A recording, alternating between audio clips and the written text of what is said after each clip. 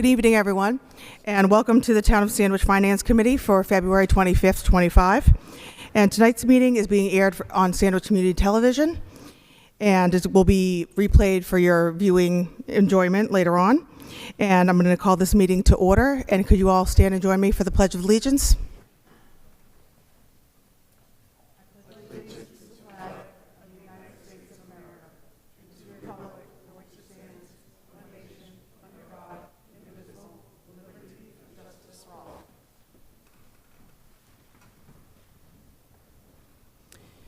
And also our Finance Director, Bill Jennings, is joining remotely.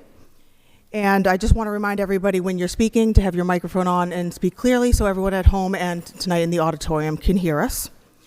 And as some of you know, last week was our meeting that we started with the public forum. So we look forward to anybody that's here tonight. It's welcome to the public. So if there's any public comments, we welcome them. Any? None? All right, and anybody viewing elsewhere as well, please know that you're welcome and we would love to hear from you. All right, so we're going to start tonight with an approval of minutes from last week. So last week we have two for our last two meetings, February 4th and February 11th, and there is a few amendments that are going to take place on those. So first for February 4th, Nancy? Yes, thank you. Under old business on February 4th, Mr. Klein abstained, so that should be 701 and not 710. So then I move to accept the minutes as presented for February 4th, including that correction. Okay, and do we have a second? All right, approved by Nancy, second by Matt. And then for February 11th. Vote on those first. Vote on it first. Oh, yep. And all in favor? Aye. Unanimous? And for February 11th, do I have a motion to accept the minutes? Motion by? I have just one correction. In the very beginning where it says call to order, the time is incomplete. It just says 6 ... and that should be, I'm guessing, 6 o'clock. So we'll have an amendment on that as well. Yeah, so after that, I move that we accept the minutes of February 11th as presented, including that correction. Okay, do we have a second? All right, all in favor? Aye. Yes. Abstain?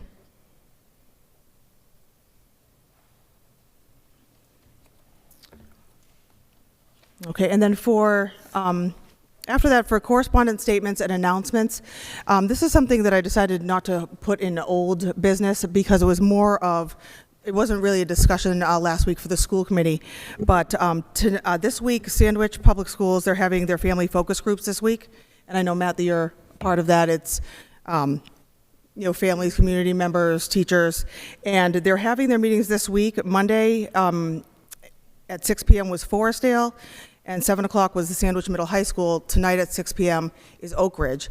And then on Thursday at 7 o'clock, they're doing the, any parents that opted out of the Sandwich Public High School in, Sturgis, John Paul, any private schools, Upper Cape Tech, they're actually going to be having those parents talk as well. And I know that last week there was a lot of question about why the enrollment rates were where they were. So I think after that we'll be able to have some more clear answers. So I'll be adding that to Dr. Maruschik's list of kind of finding out at that next meeting. So I just wanted to make that announcement. All right, and then I will turn everything over to Bud if nobody else has any other correspondence statements or announcements. All right, thank you. Thanks, Bud. Thanks, Crystal. Just a couple of quick announcements before we jump into the presentations tonight. Next week, Dave Mason and myself and Heather will be given an overview of our wastewater efforts, which are quite extensive. And so because it's somewhat complex, we've been working on an outline that we'll be sure to get you either Thursday or Friday with several attachments just to help understand some of the things that are going on. So we're going to get that out to you before the weekend, so you'll be able to see that. Most of the other things I had were related to the budgets tonight, so I don't know if you want me to just transition into that.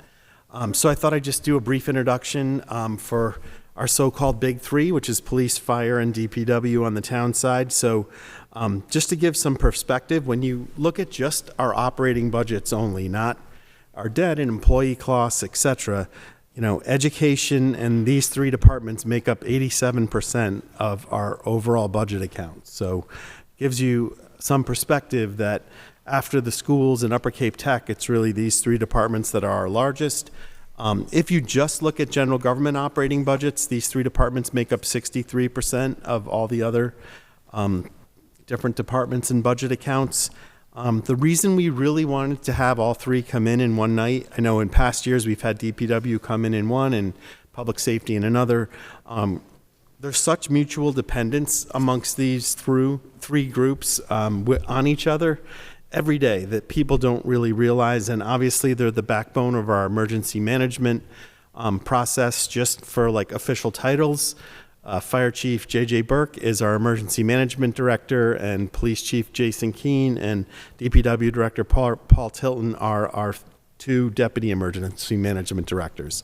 So in addition to the regular things they do, there are three leaders on anything emergency management. I know they're going to touch on some of that later tonight.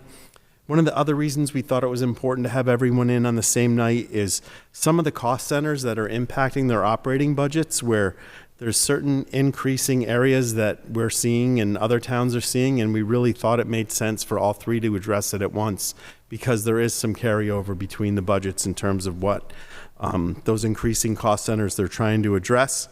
And I think it's important to clarify that other than covering for those increasing costs, what we're proposing in our base budget is level service compared to fiscal year 25 that we're in right now.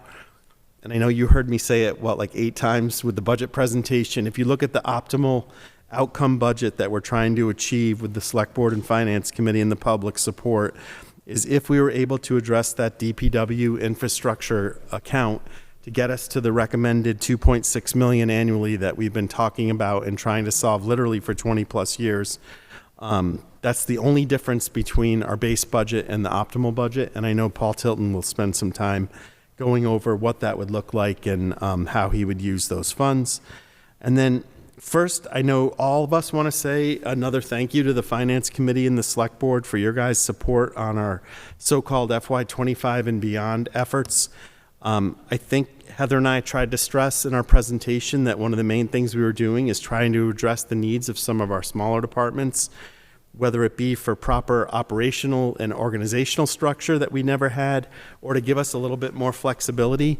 Despite all those things, or in addition to all those things, no matter how you slice it, the big three ended up getting 78% of those improvements. So as much as we tried to focus on those smaller areas to make a big difference, don't lose sight of the fact that the big have gotten bigger, slightly bigger, and we're still, we've made great inroads with the small departments, which we're really thankful for. That 78% would include the $560,000 if we were able to accomplish that this year. And I know in each of their presentations, they're going to talk a little bit about the added services to this fiscal year's budget and how it's impacted and improved our outreach to the public. And then I just want to touch on this, and I just cannot stress enough how unique this is and how rare. The level of cooperation and camaraderie between these three departments, and especially these three individuals, it doesn't happen in other towns as easily and as seamlessly as it does in Sandwich. And I hope the public realizes how fortunate we all are.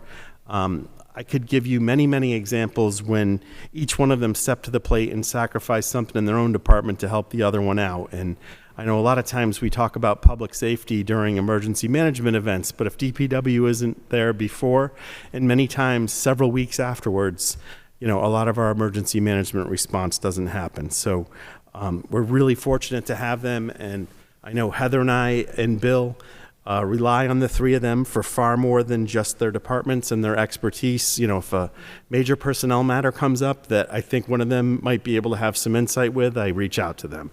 I just want to thank the three of them, and I hope the community realizes how fortunate we all are. And with that, I'll turn it over to them, and we really don't have to say much because they know what they're doing. Thank you.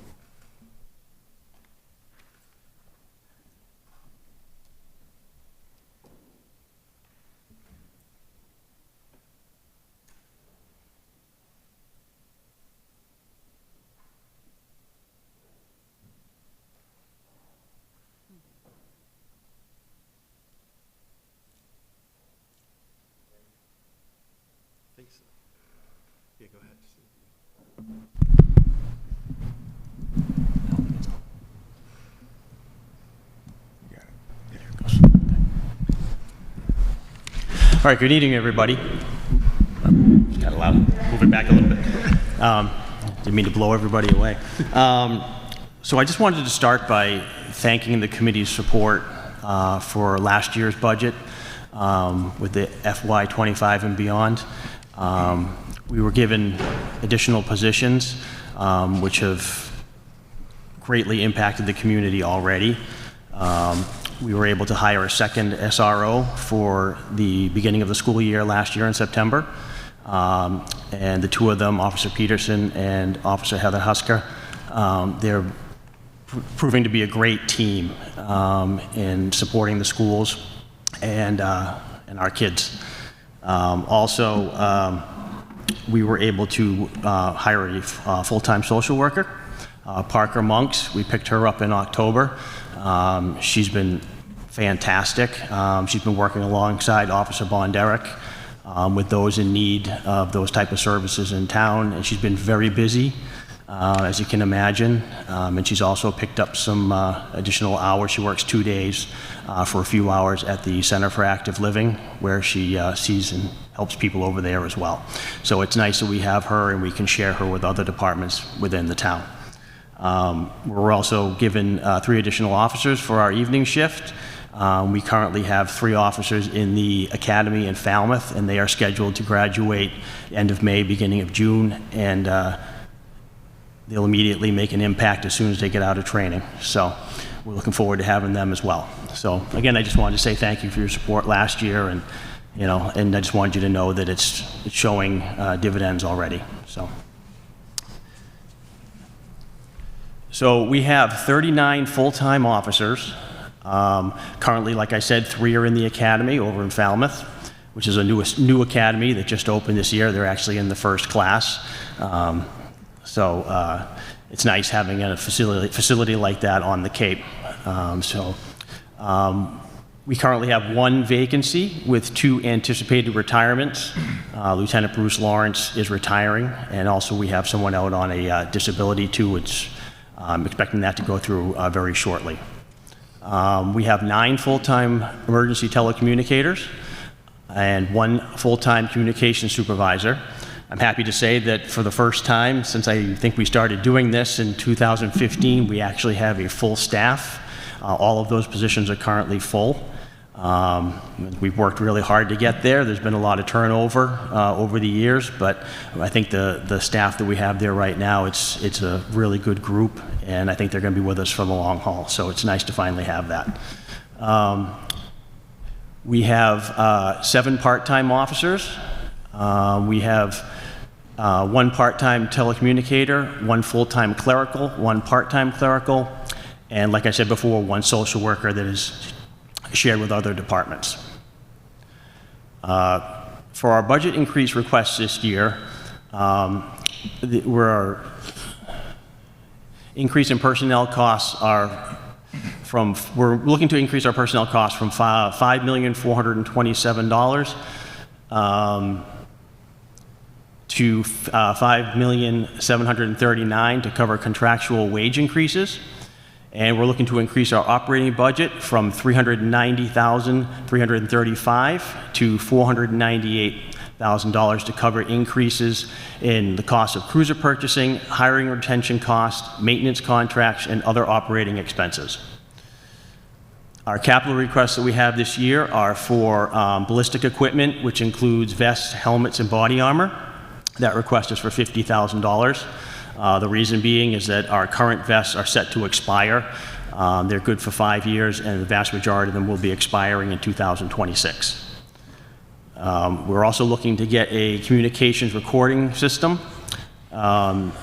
This is to record all of our phone recordings, radio transmissions, etc. The one we have right now is going to be taken over by 911 and used solely for 911 recordings. So that left us with coming up with our own recording solutions for the business lines as well as our radios.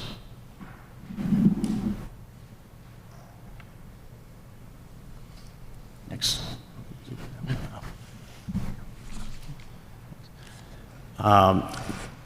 In regards to the cruiser purchasing, basically the cost of the cruisers, like these other guys are going to say too, with vehicles, the costs are just gone through the roof. We were able to make do last year by switching from Tahoes to more economical Explorers. There are less costs associated with that. We were able to save $9,000 from that, but we still fell short in our cruiser line. It's currently at $180,000. It was brought up to $180,000 from $150,000 back in FY23. But as we all know, the price of vehicles, it just keeps on climbing. Our request is for $240,000. That would enable us to purchase full line, 4 line cars for that money, which is typically what we replace every year.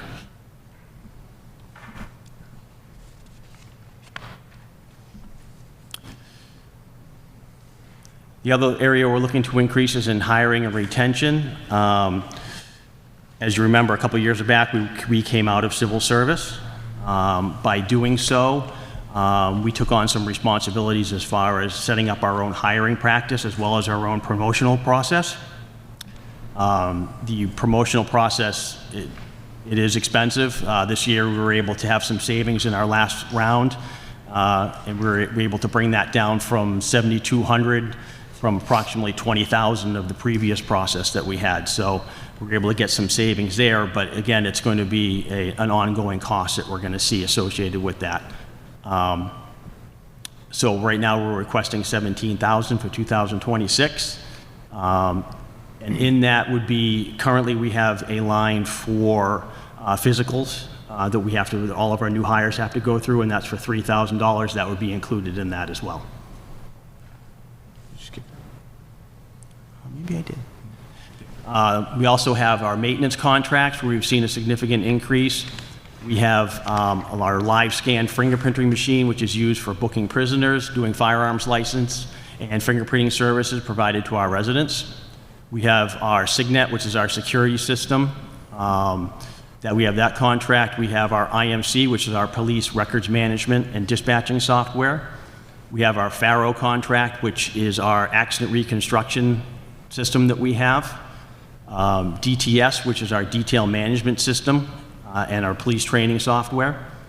All Traffic Solutions, which is a cloud-based software program that we use along with our speed trailer. It allows us to do collect data for traffic studies and speed studies around town. We would include, we had a line for the purchase of law books that was $3,000 a year. They now are available digitally, so we can get those online, but there is a cost associated with that, so we'll be rolling that line into this as well. So as of right now, we had $35,000 this year. We're looking to increase it to $47,000 to cover all of those costs and the increased contract. Right now, the contract prices, when they're all added up for FY26, is going to be $50,259.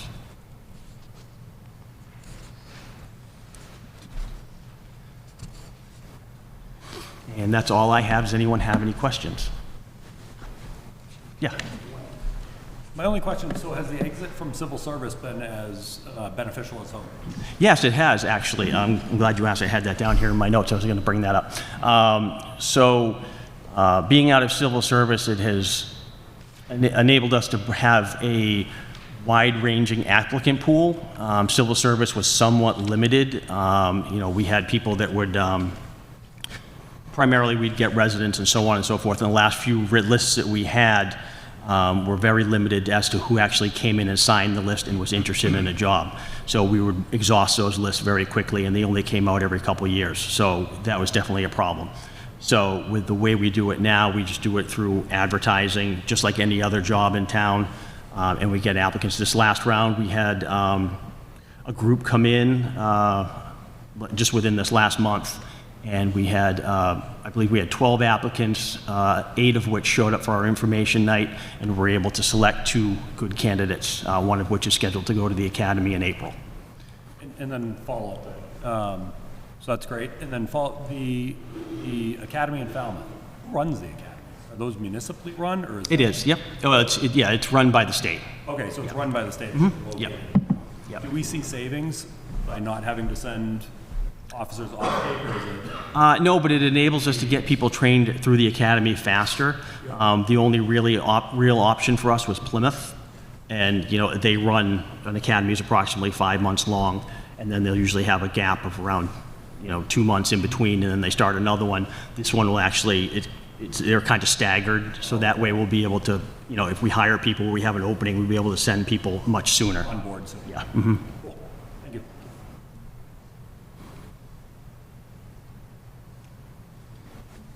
When they come out of the academy, are they productive right away, or is there a They're not. We have a 12-week field training program.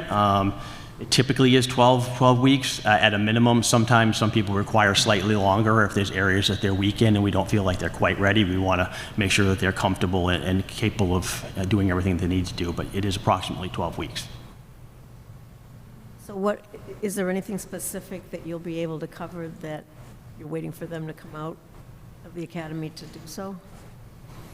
I know that. Is there anything that we're holding back on until they come out? No. I don't think we've really been able to implement the 4 to midnight. Yeah, we're still waiting on implementing the additional officers on the 4 to 12 shift. Yeah, we should be able to have, we have 2 officers that are in our field training program, which is what we call that when they're out of the academy. And they're scheduled to be done probably by the end of April, beginning of May.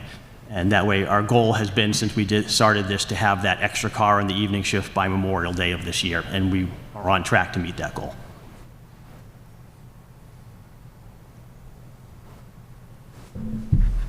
See, you get 4 new cars every year. Yes. How many do you have total? I would have to double check on that, but I believe we have approximately 21 cars. About how much gas do you burn a month? That I don't know. You'd have to ask Paul. We use Paul's gas, so. We can figure that out for you. I don't know it offhand, though.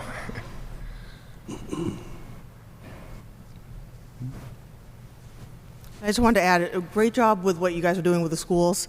Officer Huska, she's great, I know her. Yeah. And I don't know if anybody, has children in the school system, but Oak Ridge in the morning, it's so great to see because the police are just lining the front door and it's like a gauntlet. Kids going through high fives and smiles. So Yeah. I just wanted to say that that's excellent. Yeah. Yeah, she's doing a fantastic job. It was great to be able to bring her on board this year. Like I said, her and Mark, they just make a great team. And it's, like I said, seen a lot of great impact already. So it's great. Yeah, great job. Thank you. All right. Oh, go ahead. Great. One more. Curious with the social worker on board, which is Yeah. great. Do you see case deflection for the officers? The fact that you have someone sort of taking a certain kind of call? No, not really. We see she more handles follow-ups. So basically how it works is the calls will come in oftentimes, in the evening shift or on the weekends when she's not off. And so the first thing she does Monday morning is she does a review log with Officer Bond, reviews the log with Officer Bond Derek, and they identify any cases that they may be of assistance with. There's been a couple of times where she's been called out outside of normal business hours where it's been an emergency situation where we needed her assistance. But other than that, it's usually just providing follow-ups. I was just curious too, the second question is, so the cruisers are, such a big part of Yeah, the budget, and that's really what's driving, in addition to the yeah. contracts, recruiting. But what's the, how do you, educate us a little bit, like how do you figure, how many cruisers you need every year? I mean, it goes without saying, if you could last 16 months versus 12 months, that's a huge, it's a huge savings. And so, how does that go? Yeah, typically 3 of the 4 cars that we buy are what we would consider a line car, which is a patrol car that's out on the road, 24/7, 7 days a week, right? They accumulate more wear and tear and more mileage.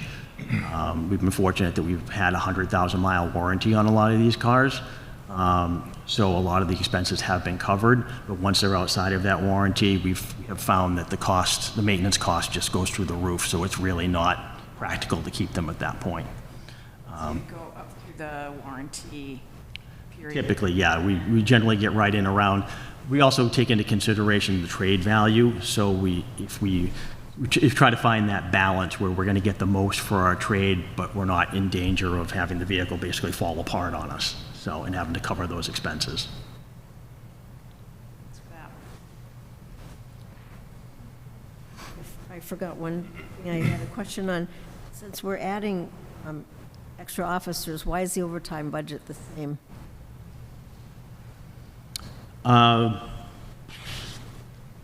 We still, I really can't answer that. I mean, I don't know, maybe Bud can. Because we're trying to hold down costs as best we can.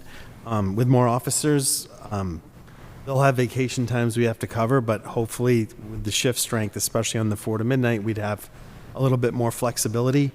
We traditionally haven't changed our overtime amounts in any department, even when the salaries have gone up, which is, we're just trying not to cause costs to increase too much. I know all the departments do their best to stay within it, and the police have done a really good job. Chief Burke's, I know he'll touch on it, has implemented several things to try to hold down costs as much as we can.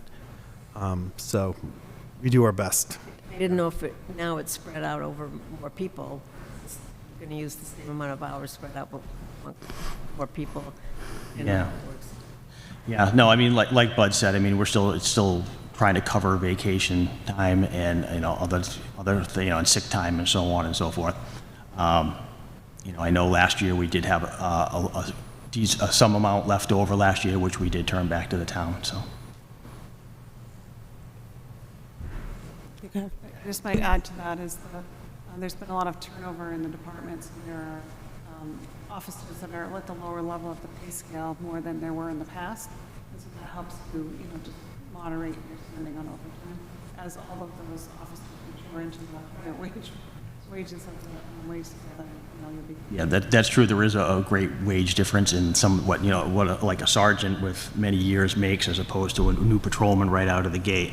So we kind of have to figure for the highest cost because they're all eligible to take these shifts, these overtime shifts when they come up. So we kind of have to figure that. I mean, oftentimes, a lot of times, the younger guys who make less will take them, but we can't guarantee that. So, Kevin? Just a quick question. How did we do crime-wise this last year? We did, things are pretty much stable to where they have been. Again, we've seen a lot higher levels of like scams and fraud, especially with the elderly. That's one area that we've really been focusing on as far as crime goes.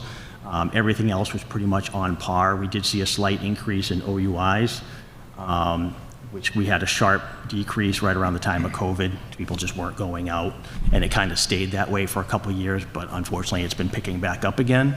We haven't had that many OUI crashes, so I guess that's a good thing that we're out there and we're actually finding these people before bad things happen. So, but there has definitely been an increase in that as well. I had a question on some of the maintenance. The body armor, does that also include body cameras? It does not include body cameras. Okay, so there'd be no real maintenance on that, tech maintenance? As with the body armor? Yeah. No, that's just a purchase, and what it is it's the panels, the ballistic panels that go in them, which do expire every 5 years.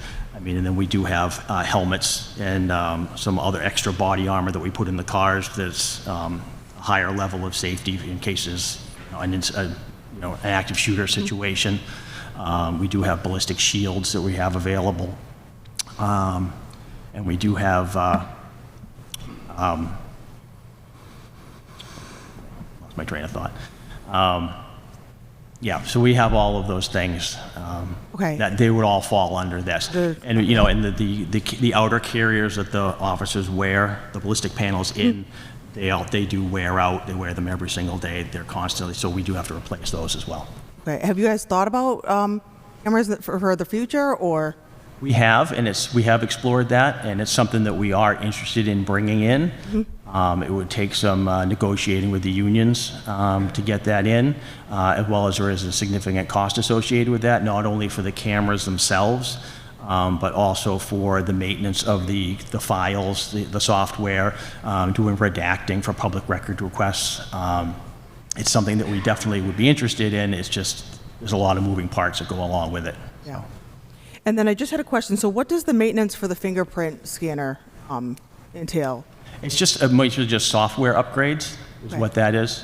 I don't know if you've ever seen one or not. It's what they call a live scan. It basically takes a digital photograph of your fingerprints, and it replaces the old ink that we used to use. The ink was much cheaper, but it was a lot messier, so we went with this. So. And now for the firearms license, because I have mine for the town, and it's getting renewed, and I saw on the application, so this is just a question, that we may need to be fingerprinted again. Is that because of software updates? We do that because it allows the process to be faster. For a while, we were basically, if you were coming in for a renewal, we would access your old records through the state from when you were fingerprinted the first time, but that process actually takes longer for the state to pull your old fingerprints and basically send a response back to us saying that you're good to go. Whereas if we can digitally take them and submit them directly, we get an answer right away. Perfect. It just moves the process along quicker. Great. Good to know. Thank you. All right. Anything? I think we kind of keep, one person will ask a question that will spark another one. Is there anybody else that has any questions? I know. I thought it was done a while ago. All right. Yeah. So if there's nothing else, thank you so much, Chief. And no, then, JJ's dying to go. That's right, Chief. I know. JJ's ready. That's right, big brother. Thank you.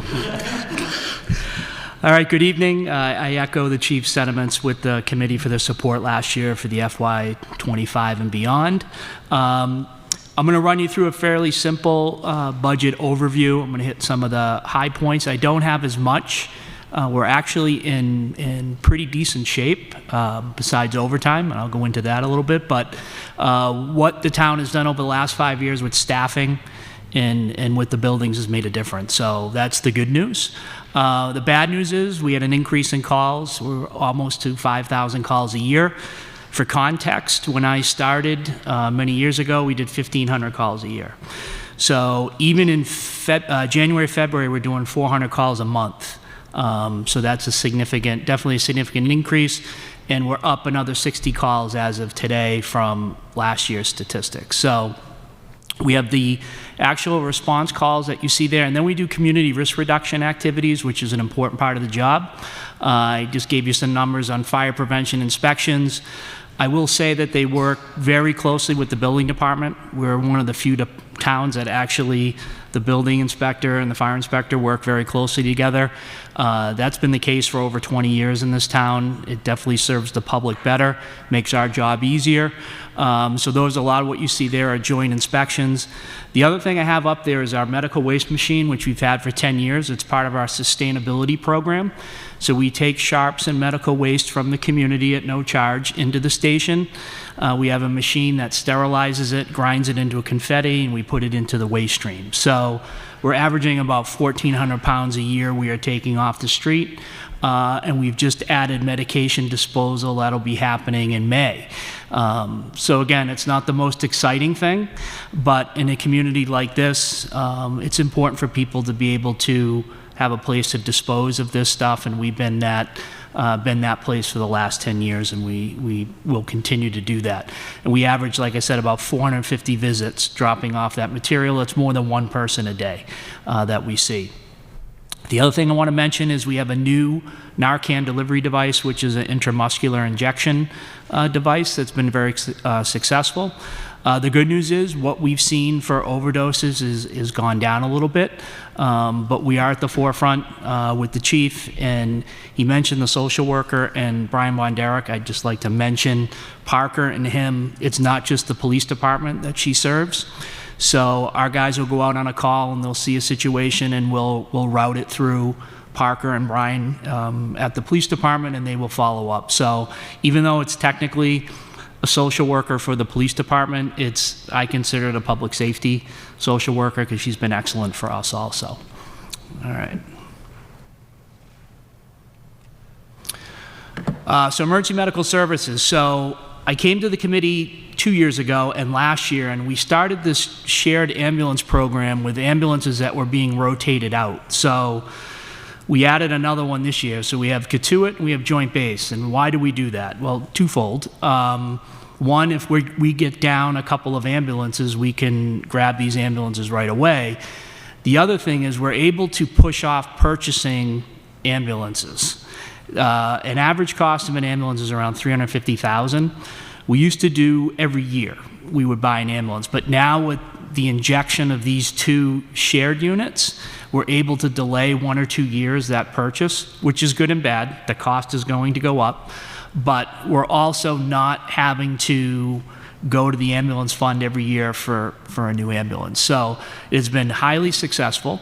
Just to give you an example, 2 weekends ago, we were down 2 ambulances in 2 hours, and we ran over to Katuitt and grabbed the ambulance, and we had 3 ambulances in service again. So we're very happy about that. It's given us that ability to delay purchase as needed. 3,589 medical emergencies, 2,557 transports. Roughly 80% of our calls are advanced life support. Again, for context, when I started, it was 60-40. So there's 2 things you need to consider here. We have what I call an age tsunami coming in this community and nationwide, where you're going to see more needs for medical services. So we're seeing that increase with both rest homes, Spalding Hospital, assisted livings. So that's going to be impactful. So that's where we see that 80% call volume for advanced life support. We currently have 34 medics, 34 paramedics, 14 EMTs. That number rotates depending on who we hire for recruitment and retention. Sometimes we bring an EMT in and we send them to paramedic school, and then they become a paramedic. But again, we try to hire the best candidates that are available. So that number, the paramedic number never goes below 30, but we have some flexibility there where we can. And what that enables us is to have a minimum of 5 paramedics on duty, which on this side of the bridge is pretty unique. Most departments will have 2 or 3. Some days we have 7 that are working. So we like that ratio. It looks good. In terms of grants, we've been very successful with FEMA. So we got a $250,000 grant to replace stretchers. That was 2 years ago. So the automated stretchers that you see, so we don't have to lift anymore. They do it for us, which is very good. We got that paid for. We just submitted this year, and we'll see how this goes with everything that's happening, to replace our LifePak cardiac monitors at a cost of $250,000. So if we can do that, that's over $500,000 we've been able in capital to get through the federal government with a very minimal match, 5 to 10% match on these. We have some good grant writers. We have people that are very helpful when we put these grants in. And basically the last 5 years, 6 years that I've been chief, we've been successful 3 times on these grants. So a 50% hit rate is not bad in terms of the federal grants. So we're hopeful this year that we would get, again, the grant to replace the LifePak monitors. If not, we're looking at FY27 potentially for that, to have that be replaced. And it gives us wiggle room for next year. If something happens, we can apply again if we don't get it this year, which is why we did it in FY25, just in case. So what am I looking for? About $100,000 in expenses and overtime. So the $50,000 in overtime, I'm going to get to this in a minute, kind of keeps us in line. Every year overtime goes up $50,000 just because people gain time off. We were talking about seniority. People will gain an extra vacation day. So working with Bill and Bud, we're on top of it, where we look every year. You're probably looking at a $50,000 increase just based on time accrued. So we're going to be asking for that. The $25,000 for the ambulance billing. So we have budgeted $50,000 for ambulance billing. The way ambulance billing works, we have a company. They do all of the billing. They cost recover that. We average anywhere from 1.9 to 2.1 million in cost recovery for ambulance billing. They get a percentage of that. I went before the selectmen last year, asked for a pretty significant increase in the billing rates to see what would happen in terms of cost recovery, trying to project where the economy was going to be. With that comes an increase in the ambulance billing company's rate. So we ended last year at $67,000, budgeted $50,000. I'm projecting we're going to be $70,000 to $75,000 this year. So the ask is for $25,000 to bring that up to $75,000, and then that should hopefully keep us steady for a couple years. The other $25,000 will be split between new equipment and training. We haven't touched that in the last 6 years. New equipment is $21,000, that line item, and training is $12,000. So they're not big, but the training line item is for physicals. So and I think Chief Keene had it on his slide too, the average cost of a medical physical and a psych test per candidate is $1,500. We price shop for physicals, but you have to be careful. They have to meet the standards. So Chief Keene's number was spot on. So if somebody walking in the door just for a physical and a psychological test is $1,500 with no equipment, nothing. So that's a significant expense. That comes out of our training line. We do not have a medical line or a physical line. So I'm probably going to split the $25K, 12.5 each in those two accounts. Equipment costs have gone up 75%, certain pieces of equipment. Gas detectors, little handheld gas detectors that were $250. I could buy 4 of them for $1,000 and now $750 each. And they last 2 years. So we figured now, not touching it for the last 6 years, that we put a buffer in there. If we need to purchase equipment, that we have the understanding that there has been an increase. So that's basically the ask that we are looking for. In terms of capital, $85,000 for the third payment for our fire engine, which should be coming up in this year's town. It's not, I should preface this, it's coming up in the town meeting, the May town meeting now, and then next year we're done. That engine will then transition to the vehicle purchase line item because the ladder truck that we have now will be coming off July 1. So we'll have that transition, but we needed that buffer. I'm glad we bought the engine when we did. 2 reasons. We got it within 11 months. The average lead time for a fire apparatus is 3 to 4 years. We just made it under the radar and got it. The other thing is the cost was about $200,000 less than what it is now. We get what we call a stock engine. So we pick out an engine, that looks nice, and we take it. We don't add 150 add-ons. We take the engine and we put it in service because we need water and we need hose. And that's basically it. So we were able to get that truck for $661. And then, like I said, that's going to roll off of next year. It'll go into our regular line item budget to pay for that. The next engine we would need, I'll be retired, so it'll be right around 2031. So we have about 5 years for no significant vehicle purchases. Like I said, you will see an ambulance. You'll see an ambulance this year. And then I think it'll be 2 to 3 years before we see it again because of that spare program that I had talked about with the 2 neighboring departments. But other than that, we're not looking for anything else capital. What I try to do with a lot of the capital stuff is there are so many grants out there that we cherry pick. 20,000 here, 10,000 here. I'm in Bud's office 5 days a week. You got to sign this, you got to sign this. We're trying to put in for it. We try to get these little things either within my budget or these micro grants that come out. So that's why you usually don't see a big ask from us, because we're usually able to get a lot of it through grants or keep it within the budget. Okay? Overtime. It'll always be an issue. This is the same slide, by the way, the last 5 years. All I've done is I do the new answers in red. So I sat before this committee in 2020, 2021. We got a consultant to come in.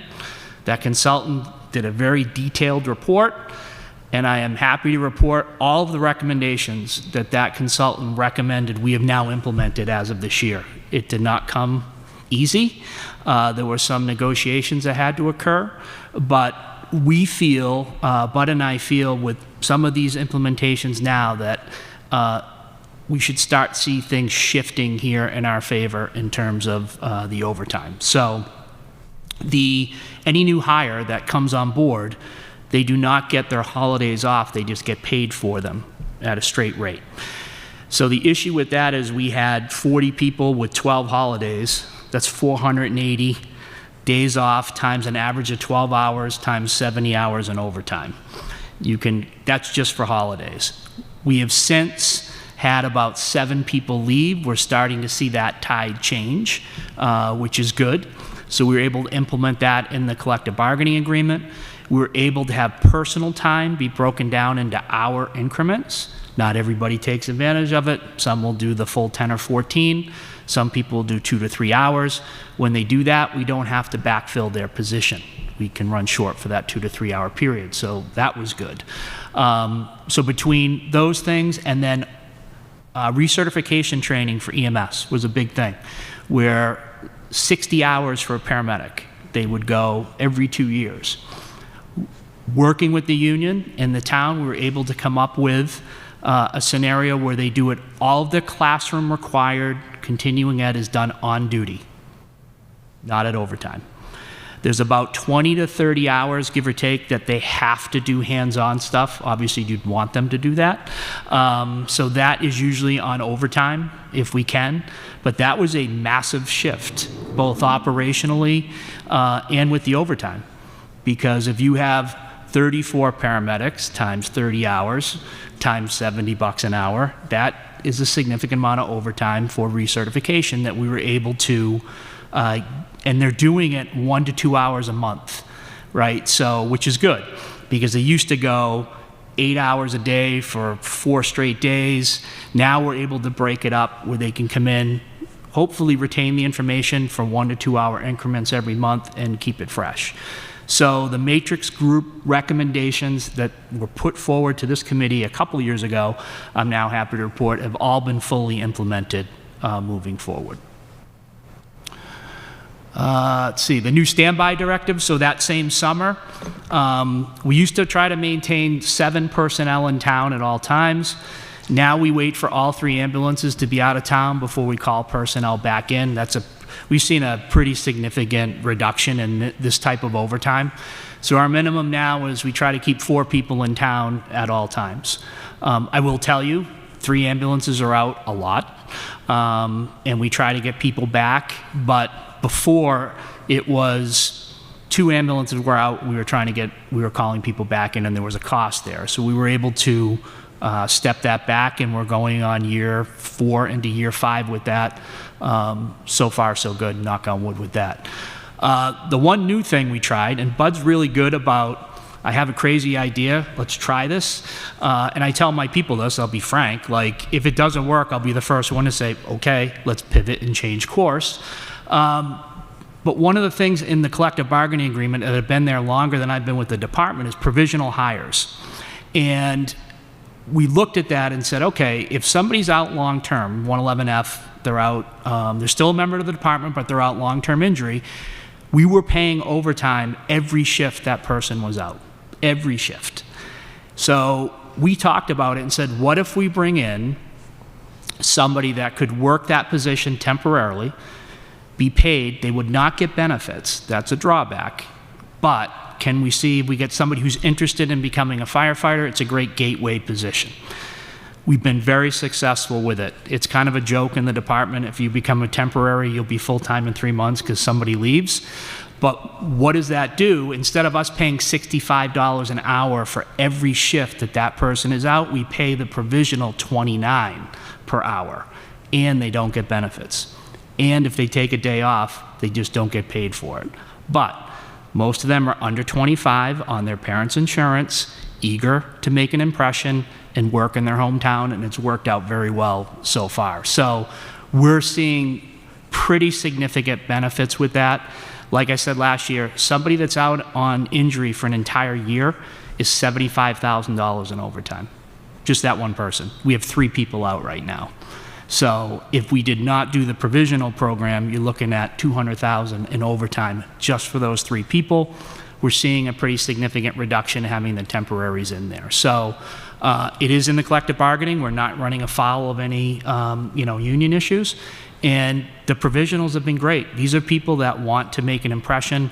And when you talk about recruitment and retention, for me, I see a candidate that comes in with no benefits that is just getting paid hourly doing this job, firefighting, in EMS. And to me, that's a character signal that this is somebody I want to retain and keep working. So very happy to report Bud gave me the green light to do that. We weren't sure how it was going to play out. We worked Bill Jennings into the formula, said, let's try it. If it's an abysmal failure, I'll fall on the sword and say we tried something different. But again, it's trying to address the overtime issue that's been just a consistent one for the department. So far, so good with that.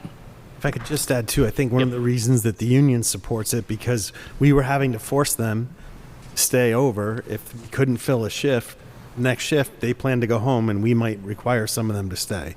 So it helps them because they're not getting held over as much as they were. Just Yep. a question that these provisional hires, what are the qualifications needed? Because clearly they wouldn't have the same as the rest of the... So they're actually firefighter 1-2 certified, and they're EMTs or paramedics. The ones we have been EMTs.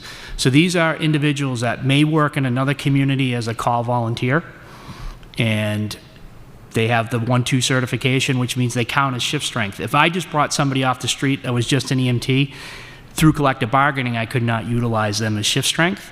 But these are young, eager people that have sought training on their own, which again is another good sign. If people are doing this on their own, that you don't see a lot of that, and they're willing to work, and it's worked out very, very well so far. I was nervous going in because you don't know the mix with the full-time personnel, you don't know the training. It's been seamless, and the fact that they're local kids that are doing it, that want to serve the town, it's really served us well. And again, it may not continue. This may be one and done for a year or two, but as of right now, we're definitely seeing the benefits with the overtime.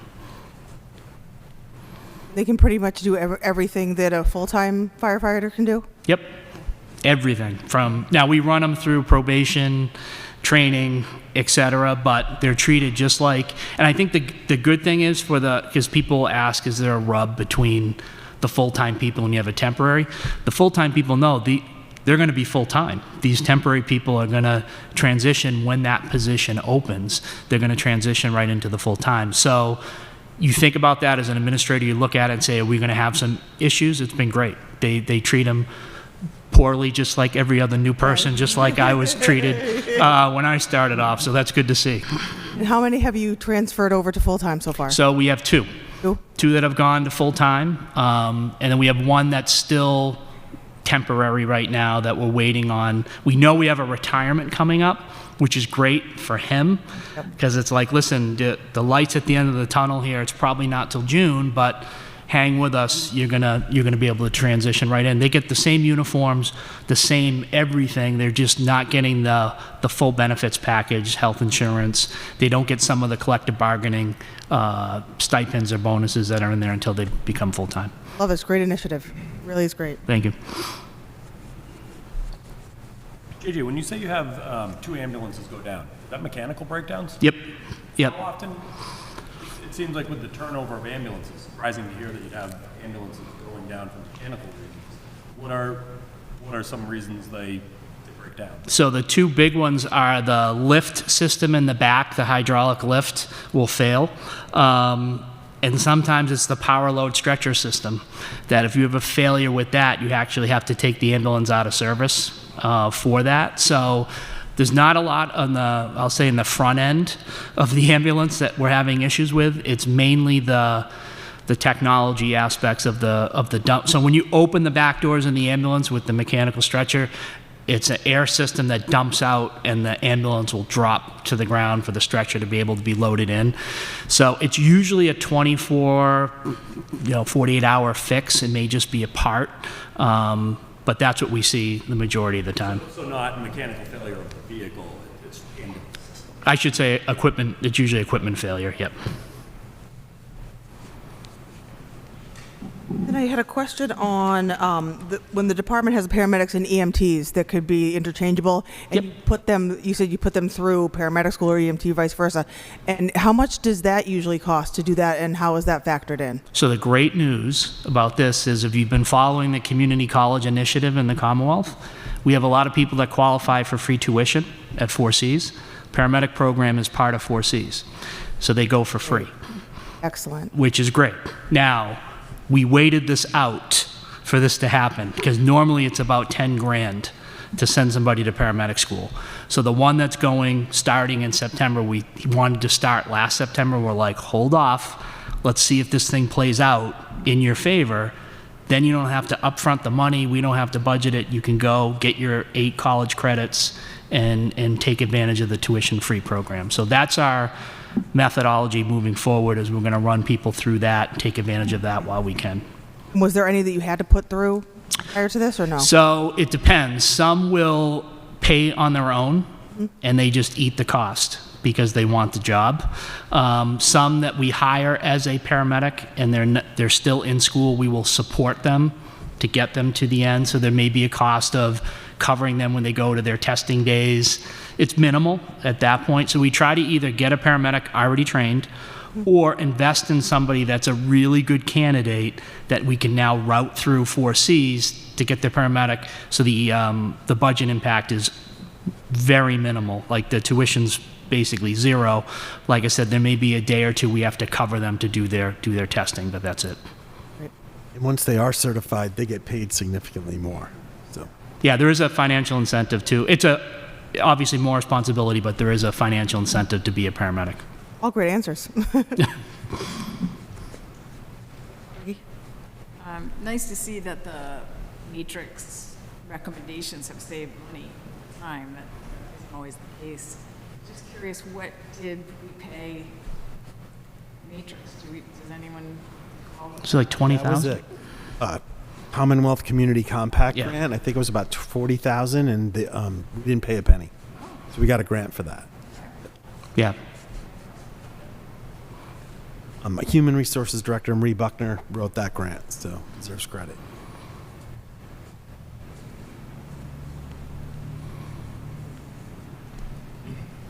Any other questions? Nancy? Gigi, Yes. what about the Citizens Academy? Yep, so Nancy asked about the Citizens Academy, which, as you know, grant funding is in flux at the moment, and we're kind of waiting for the state to be able to do that. I could try to run it without the grant money, but it does cost money, and I don't feel right trying to pay that out of overtime if the overtime is in deficit right now. So my hope is that and we're also looking at some private sector donations to be able to do it. But as of now, if we get the grant money, we will run it. But like I said, everything's kind of in flux at the moment. We're running a Citizens Academy, if anyone's interested. Ask him how. Where's he getting the money for that? Yeah. Where are their questions? We're accepting applications until March 1st, so we do have a few spots left available if anybody's interested. So it'll run probably from April until probably beginning of June. So it's a great program. We've had a lot of success with it. So if anybody's interested, get an application. What are the class schedules for that? How does that go? How does what? How does that go for like the? It's one night a week. Yep. Usually we try to do Thursdays is what we typically do, and it's usually about 3 hours at the PD. We do a couple of field trips over to the jail and to the courthouse, yeah, it's good. I've seen a couple ride-alongs taking place, and that's been interesting. A couple people were kind of questioning it, just so I would know what if they came back to ask. Just to know.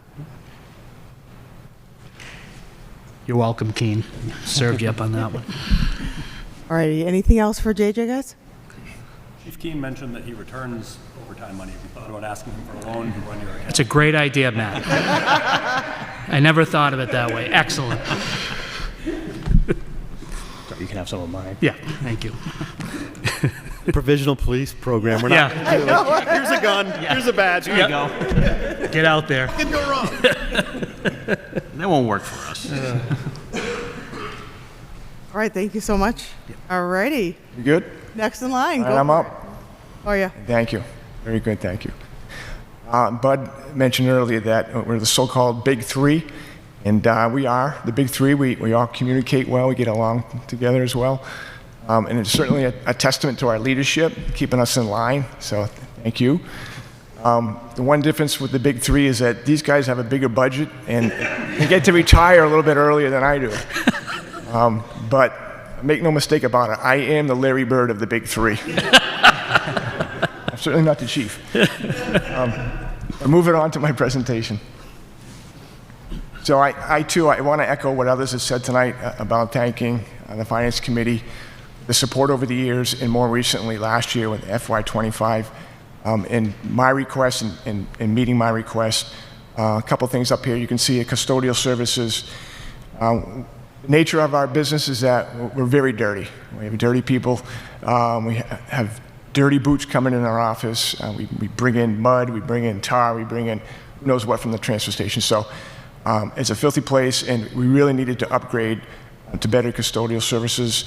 Granted, we have good custodians on board, but we need a little bit more to handle what we have at our facility. So we upgraded to an industrial cleaning service, which has been a real tremendous help for keeping our office clean in terms of our work area, our office areas, and our bathroom areas as well for our employees. Overall, it's allowed us to have a much healthier environment, not only for our employees, but for the people that visit our facility. The other request was 2 additional laborers, which we got at $120,000. And for a small staff, 2 additional laborers doesn't seem like much, but it's a lot for us. So it was a tremendous help for us in terms of helping us address some of our increased responsibilities that we've attained over the year. For example, we're taking care of the grounds for new facilities throughout the town. We also have some new infrastructure, sidewalks, bike paths as well. We'll be needed to take care of those also. The DPW is better equipped to address storm-related issues, which is really important now because we don't have the contractors we used to for snow and ice. So it's great to have committed and dedicated staff on board to help us out in that regard. We used to have over 20 contractors plow for us. We're under 5 now. And that's been the case probably for the last 7, 8 years. I don't see that changing. So the more people we can get on our staff, the better off we are. So overall, it helps improve our efficiency, service to the public, and in turn, morale for our employees. It certainly helps to know that you have someone on your back to help you out for projects, and additional staff really helped us out in that regard.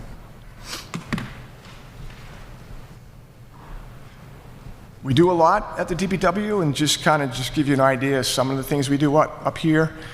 We provide a lot of services throughout town, and just the 2 additional employees that we have on board, we're able to cover these areas a lot better throughout the year. I just wanted to point that out. The next slide, moving on to FY26, and just want to point out some facts. Nothing's really changed over the years. Very similar to last year, costs are going up. As you know, we perform a pavement management report every 5 years. We update that annually ourselves with some minor upgrades to that with road inventories. But based upon that pavement management report, we still have a large backlog of road improvements, up over $20 million. And that report noted that we need $2.6 million annually to improve and maintain our roads. We also have a backlog of significant drainage projects throughout town. Those average about $115,000 per project. To give you an example, we recently had a project in a subdivision that cost over $300,000 just to remedy that flooding issue. That was in Deepwood. If you go out there, you can see what we did. There's 16 manhole covers to address the drainage out in that area. As far as the construction materials and equipment costs are concerned, those costs continue to increase. I don't see that trend changing. Construction costs are 1.8 times greater than they were 10 years ago. The vehicles are increasing as well in terms of cost. Just our dump truck, which is essential to our operations, is 2.3 times greater than it was 10 years ago.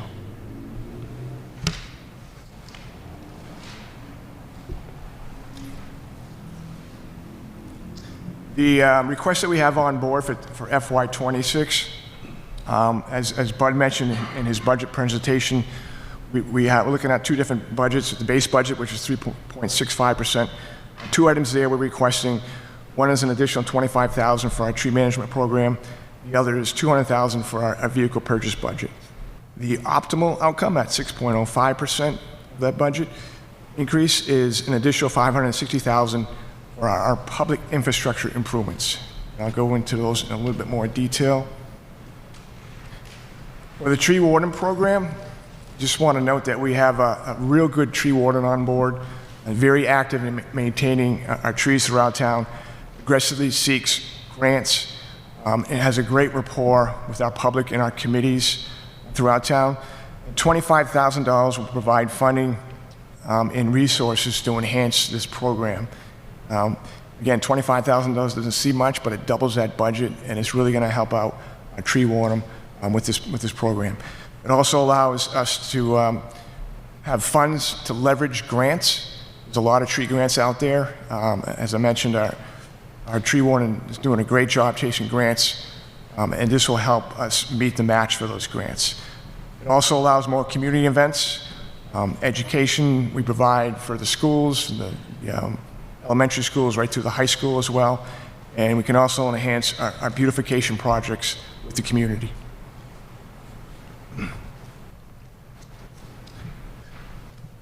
The next request is $200,000 for the vehicle purchase budget. As I mentioned, the costs are going up. This will help offset the increasing vehicle costs. The vehicle you see here is our dump truck, very critical to our operations. The cost over the last 10 years has gone from $150,000 to $350,000. So just a tremendous increase for that vehicle. We have 7 of these. We used to lease them, we own them now. We try to trade them in 1 per year, and not always able to do that because of the finances, but the $200,000, this will help cover that cost. It also allows us flexibility to replace older vehicles. We'll be able to trade them in when we should trade them in, and not keep them longer than we should, which is really taxing on our mechanic, spending a lot of time on these, and we also spend a lot of money to repair these vehicles. So this will allow us to replace some of our older vehicles. It also removes costly items from the annual capital budget. This is a main drain from the capital when we're competing with other departments, especially the smaller departments. Taking this out of the capital request we have each year is certainly going to help out in that regard.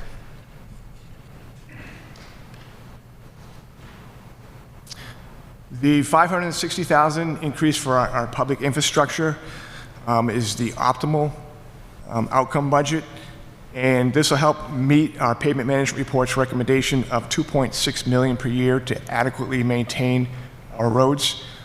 It'll allow completion of about 2 to 3 additional significant drainage projects per year. It'll also allow us to provide a surface treatment, like a chip seal, like you see on some of our roads. That can be applied on 2 to 3 additional neighborhoods per year. It'll enhance the DPW to better maintain and upgrade our existing sidewalk network throughout town. For instance, our village is sidewalks. They're starting to see some deterioration. We really want to focus that and put some time into those sidewalks. It'll also help us maintain some of our newer facilities, such as newer sidewalks and shared use path. It'll help cover some of our major intersection costs as well. As you know, we just completed Route 130 at Quaker Meeting House Road. It's a very expensive project at $1.7 million. We have another project in line that's Catoured at Quaker Meeting House Road. Unfortunately, we don't have the annual funds to cover these, so we have to set aside money for a year or 2 years, and we can't do much else when we're squirreling away that money for our larger projects. But this funding will help us attack some of those larger intersection projects. It also enables us to leverage funds to obtain state grants. Again, there are a lot of grants out there that we can chase. Unfortunately, we're not able to go after some because the matching fund is too high, which should be 25% or even higher. But this will allow us to apply for grants because we have that match. I did give you a handout of basically it's some of the roads that we've upgraded over the past 3 or 4 years.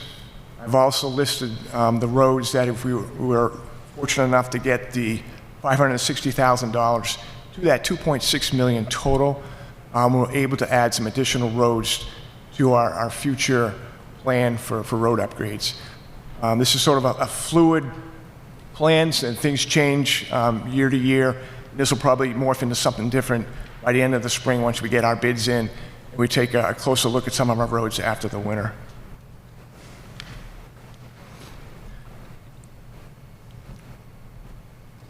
Just to give you some visual examples of some of the projects we've worked on, following previous funding increases, whether it be a road bond, or it could be from the $650,000 you supported 3 years ago. Obviously, when you have a road on the left, you don't want many of those, and that was the old county road in just terrible condition in the past. We're able to upgrade it to what you see on the right. We're also able to better maintain that good road. We really want to focus on keeping the good roads good by providing preventative maintenance, and we can do that with additional funding. To the right shows a drainage issue on Luscombe Lane, which is flooded even after small storms, and we were able to use the funding from previous funding sources, and as you can see on the right, this is the difference right after a storm. We don't have this flooding anymore. We weren't able to complete the paving on the road because we didn't have the full amount of funds for that. This gives you an idea of some of the projects we're able to complete. Down below is the design for Quaker Meeting House Road at Route 130. To the right's the finished product. Again, when we have these funds, we're able to attack projects like this. Not only these intersections, but corridors as well, such as Cotuit Road. We really want to focus on improving Cotuit Road in the future.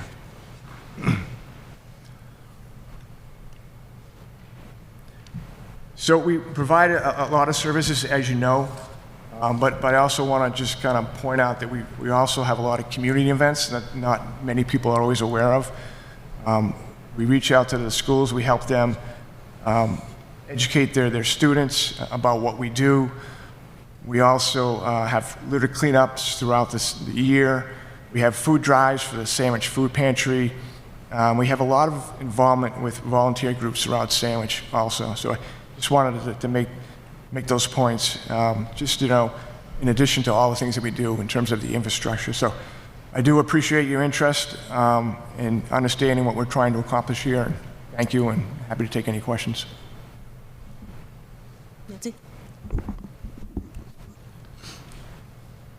Well, in putting the vehicles into current or next year's budget, do you have a problem securing the actual vehicle and paying for it in the correct fiscal year? No, that shouldn't be a problem. Sometimes there is a waiting period where we can put a request in, and it takes a little bit longer to get a vehicle. But normally we're able to get it within that same fiscal year, so it shouldn't be an issue. Thank you. Well, I have a question. So with the road upgrades and the list, how do you determine, you know, how they go in order and, you know, what is first, obviously, the flooding and, you know, problems, potholes. How do you determine which is first on that list? So the payment management report, it does an inventory of every single road in town, and it places a payment condition index on it, which is like a report card, so 0 through 100, 95 being a good road, 65 being a poor road. And using that, it further breaks it down based upon what's called a benefit value. So to give you an example, like Quaker Meeting House Road, which is a heavily used road, a very important arterial road, has a higher factor than a subdivision road that might be in worse shape. So that gets a little bit of a higher rating because we really need to maintain those major roads. So sometimes you might see some subdivision roads that are in bad shape, that just don't meet that high benefit value as a major road does. That's how we sort of prioritize our road list. We do try to knock off some roads that are really poor condition each year, some subdivision roads, but the focus really is on maintaining the good roads right now and keeping them good. As far as the drainage is concerned, each and every year, we have new ones popping up where we have issues. So we try to attack the worst ones, like 2 or 3 per year. With additional funding, we probably get to like 5 or 6. Okay. And just a question that multiple people have commented on, myself as one, the entrance to Oak Ridge. That is in real poor shape. Wondering, you know, people have wondered, you know, I'm going in here 2 or 3 times a day, and, you know, what's the outlook on that? Are you talking about the pavement condition or the traffic itself? Pavement condition. Yeah. So we're looking at upgrading some of the driveways as well, and we talked about Forestdale School as well. And we initially were going to do Forestdale as part of their intersection project, but the cost from that contractor exceeded what we had money for. So we're going to take a look, if we can get a lower price for that this upcoming bid year. Okay. And, depending on what we have for funding as well, we do want to take care of our town driveways and facilities and parking lots as well. Okay. All right, good to know. Looking at the potential infrastructure projects, could you just explain the difference between some of the treatments, such as cold in-place recycling versus milling and top course? Okay. What are the differences? So the old school milling procedures, basically you mill down to 2 or 3 inches, depending on how good the base is. We initially take cores to determine what the condition of the pavement is like, and then make a decision on what's the best treatment out there. But the milling will sort of shave off, grind up 2 to 3 inches, and that gets hauled out. We actually store that somewhere and use it on our gravel roads. And then we come in and put 2 to 3 new inches of pavement. So it might be a 2-inch binder course, 1-inch top course. The cold in place recycling is something new that we're looking at. There's some towns that have had success in doing that. That takes care of everything right at the site. So it recycles the existing asphalt through a series of trucks, puts it back down on the road. So it's a quicker process. It does a pretty good job in terms of providing a good structure as well. And a lot of towns have been using it, and we're thinking about trying it this year with one of the contractors. So does cold in place imply that the asphalt's not reheated when it's laid? Or It is reheated. it is reheated? Yeah. So yeah, they scoop it up, they reheat it, put some additives in it as needed based upon the cores that we see, and then they pretty much lay that down, and they can do it a lot quicker as well. And you have your binder and your top course down here. Thank you. Sure.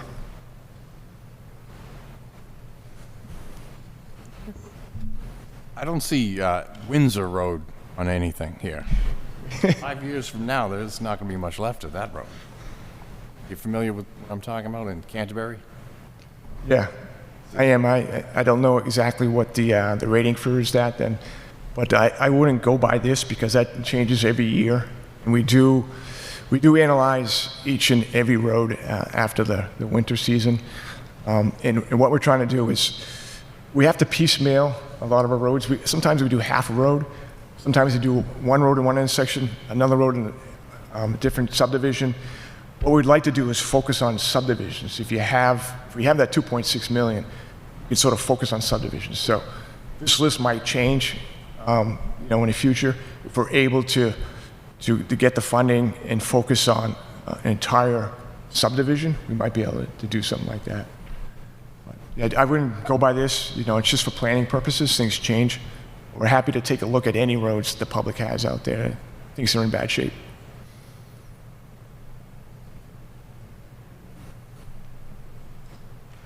I'm not sure who the department is that's responsible, but I've heard an awful lot of talk about there was supposed to be a second handicap parking spot here. Is your department the one that designs and does the work? Yeah, that would be our department, and we've given that some attention. We did put handicap parking out there. It was just sort of a temporary measure because in order to meet the strict handicap ADA requirements, it's going to take quite a bit out here because of the challenge we have with the curb, and it's going to have a different look to it, and we just want to make sure we do it properly. It's going to be a little more expensive than we thought. Might lose a few spaces. It's going to have a long extended ramp to that as well. We're looking at potentially having it in the island over here because it might work better there. But it's something the engineering department is further looking at right now.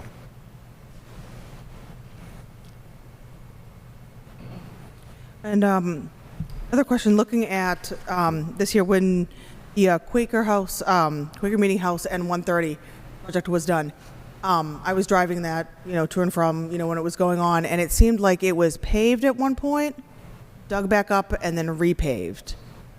And it was the same section of road. Can you explain what happened there? Because if there's, double pavement going on, or is it used and then reused?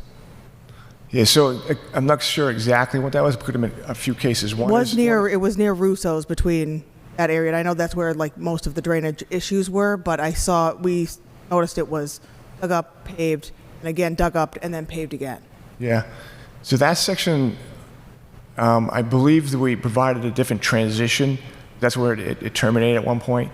And we added additional drainage as part of that project. So that could have been it. We also, we had to dig up a portion of the intersection to put the conduits back in. That comes after the binder sometimes. And also we dig out transitions where the pavement stops. And so we'll dig those out and put different type of asphalt in those areas as well. So it could have been any one of those. Okay. And then for the next project, Quaker Meeting House in Katuitt, the design would be the next 2 years and then starting the third year? On the design right now, we're not at 25%.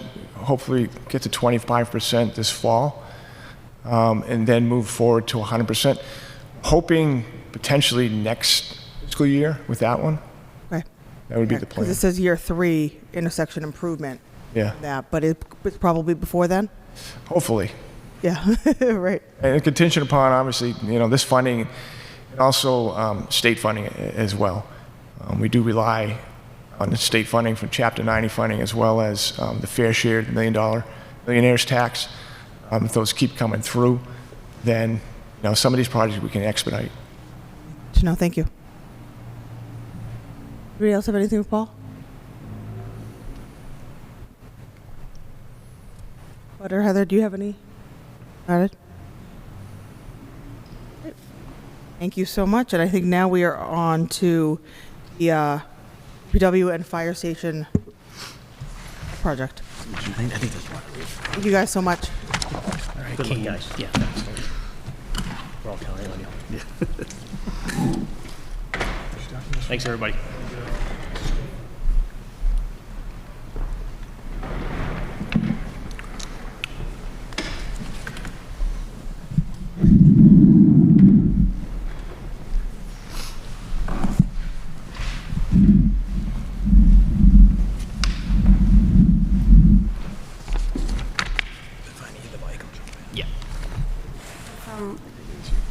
One great team. Honestly, it's a very tough act to follow. Thank you, Chief Left, but thank you to Chief Burke and Paul for that excellent presentation. Can you all hear me? I feel like I'm really quiet. Closer. It's better. So this is a presentation that was given to the Select Board a couple of weeks ago, and we're really glad to have the opportunity to share this with you. It really is the fire substation and the public works facility are the last two big municipal projects this town will have to address for the next generation. It really is, they are both projects for generations. They are proposing to replace buildings that have been in service for many, many decades, built at different times for different generations, and no longer meet the operational needs of the town. So the work that's being done is really not related to deferred maintenance or just lack of investment in those structures. It really is focused on the current operational needs of both fire service, the emergency response program, and public works. And you'll see especially public works is the most challenged in terms of the site that it works on and the building that was constructed many, many years ago and was not designed to operate the way that it does today. Even so, both departments do an exceptional job continuing to provide great public service in facilities that are really not designed to meet current standards. They don't meet current building codes.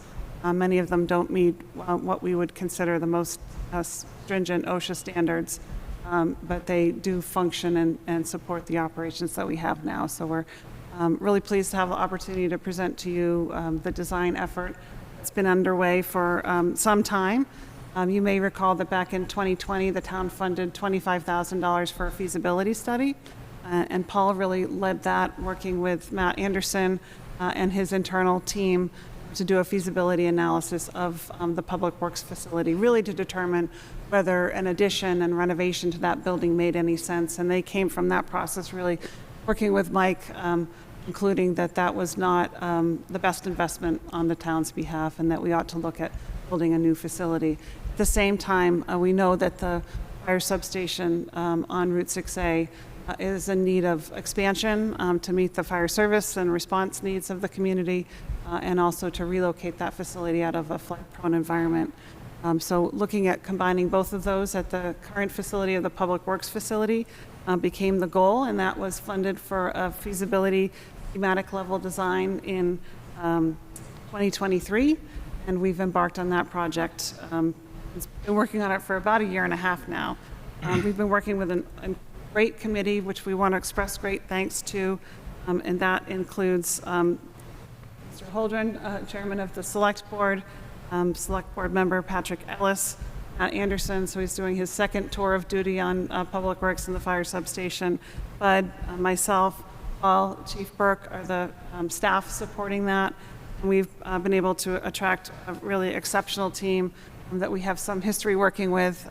We've got Mike Richard here from Weston and Sampson, who did the original feasibility study, and Weston and Sampson is well known across the New England region for being one of the top firms working particularly with public works facilities, and they've partnered with KBA, and that firm did the design work for the station on Cotuit Road, and we have great faith in their design skills. So great team from a design standpoint. And of course, we have Taylor MacDonald from Pomroy Associates. We have a longstanding, very positive relationship with the firm who's helped us bring in several projects within, great budget control, great quality control, and the most recent is the Center for Active Living. So we feel really good about the team that we have in place, both internally and externally. We wanted to thank them publicly this evening for work that they've done. It's been incredibly challenging. You'll hear a little bit about that. And we expect it to continue to be very challenging. So we're glad to have the opportunity to present that to you this evening, and really just, set the stage that this isn't about deferred maintenance. This isn't about neglect. It really relates to what the needs of the operations of these two programs are.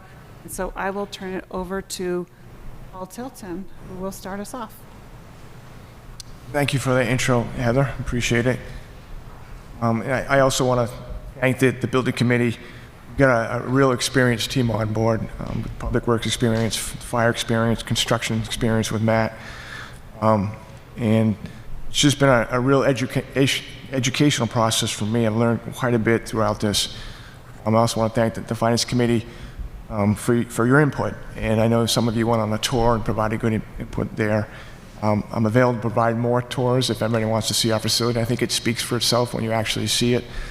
But I kind of want to take you on a little bit of a virtual tour here tonight. And I think we know what our deficiencies are, what our limitations are, and what our needs are. But I think that further exemplified when I talk to my peers and I go on tours at their new facilities, and I sort of realize this is where we are, this is where we need to be as a DPW, and a critical service to the public as well. So just a little history. The building in the middle, that's our barn or garage, whatever you want to call it, with the white roof on it. That was built in 1972, 53 years old. And the building essentially doesn't meet the demands of modern day DPW operations, simply put. Back in 1972, we had 4,600 people in Sandwich. We now have over 20,000. Obviously, when you have more residents, you're going to have an expanded infrastructure system, more responsibilities, and more demands on us as well. The equipment, vehicles, and technology have certainly changed significantly over the years. Also, storms have changed. They're more intense. Our emergency response demands are higher than they've ever been. We're on call 24 hours a day for a variety of services, whether it's storms, down trees, to repair roads, and also support the police and fire when they're responding to their incidents. One of the biggest issues we have on site is limited storage, and that's related to our vehicle storage, our vehicle maintenance, equipment, and employee spaces as well. So I kind of want to take you on a little tour of our campus, if you will, and I'll go in a clockwise direction here.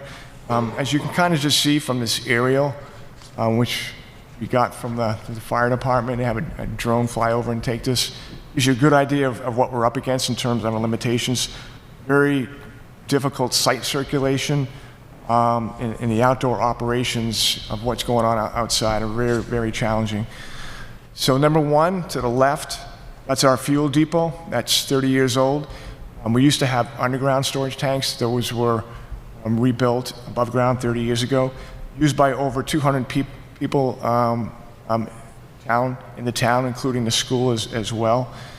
Number two is the employee parking space. Basically, first come, first serve. If you're the last one in, you got to find a place anywhere on the site. There's not enough spaces for us.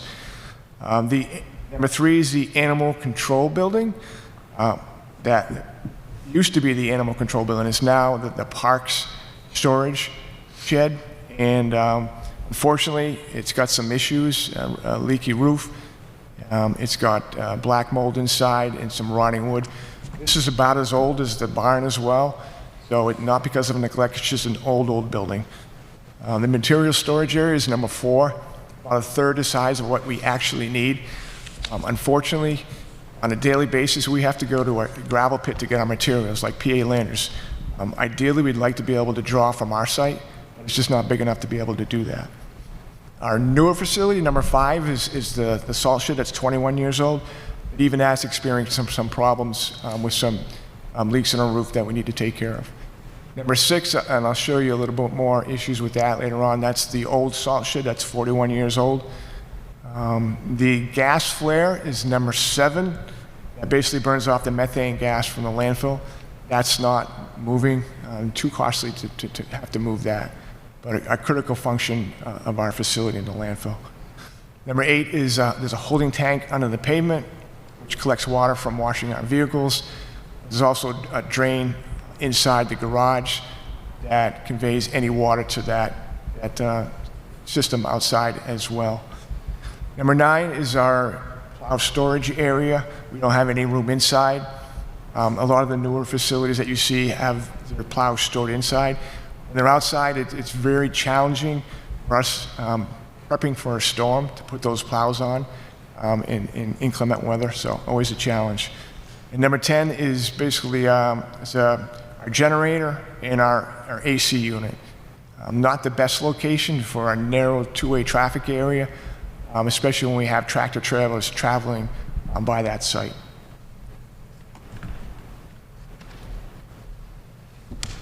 The next slide is sort of some close-ups of our exterior buildings.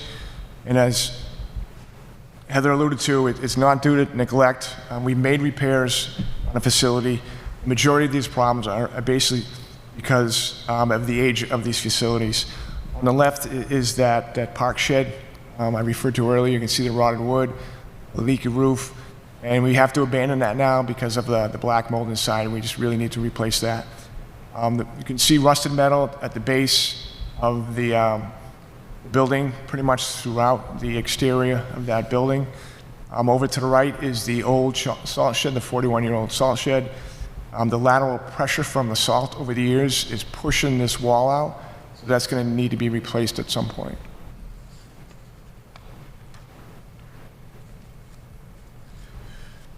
This slide shows our employee spaces inside. Quite frankly, the building doesn't meet code in many aspects right now. We have poor ventilation, inadequate plumbing, asbestos tiles. The facilities department is spending an awful lot of time at DPW making repairs. The building is really a drain on our town staff, on our time and money as well. If you look up at the upper left, that's our front office space, shared by 4 people. That also serves as space to assign cemetery plots, so really no privacy for the grieving public. Just a tight space for our 4 people that are in that office. One of them which goes outside during the day, but just a real small space, and with all our files there, it's really tight. Down below is our meeting/lunchroom, which is 12 by 24.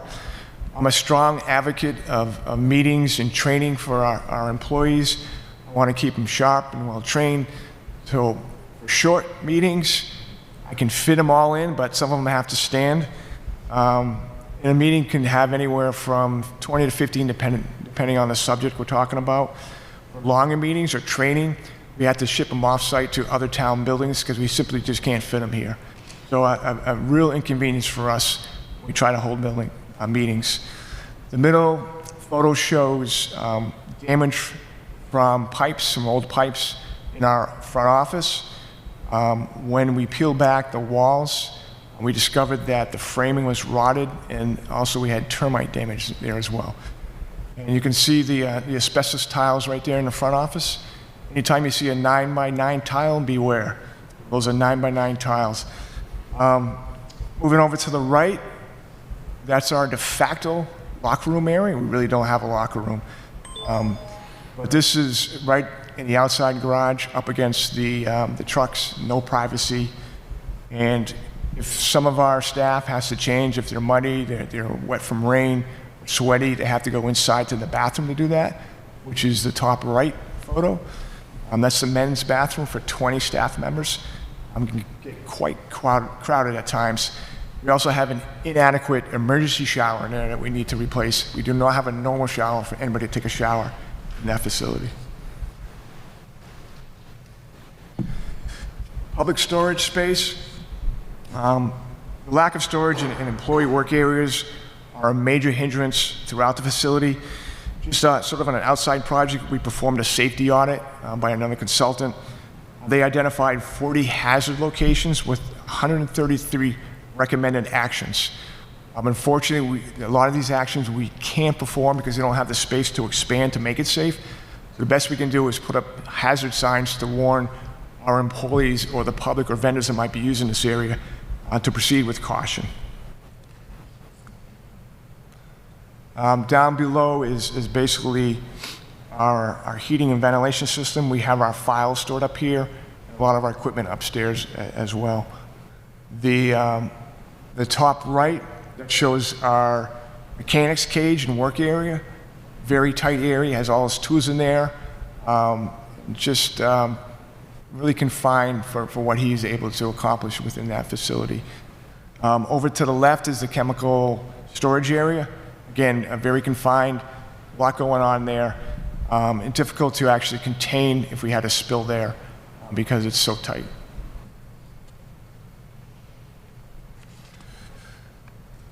This last slide is our vehicle storage area. And the vehicle storage is one of the most prominent issues that we have at the DPW. You can see in the lower left, that's our garage and our bit of a jigsaw puzzle for our vehicles. When we have to mobilize and demobilize, it's very difficult to maneuver in and out of here. Especially challenging when we're coming back from a storm or an event and you have to start backing up. And when you back up, that just lends to problems. So it's very challenging to put our plows on in the winter because we don't have the space inside for that. And just to note one other thing, if you look at the top left photo, that's basically, it's literally the space that we have to get from the office to the back of the barn. It's the only space where you can get in, and you have to turn sideways to squeeze yourself down there. So that's our passageway to get to the back of the barn. Not real safe, obviously. So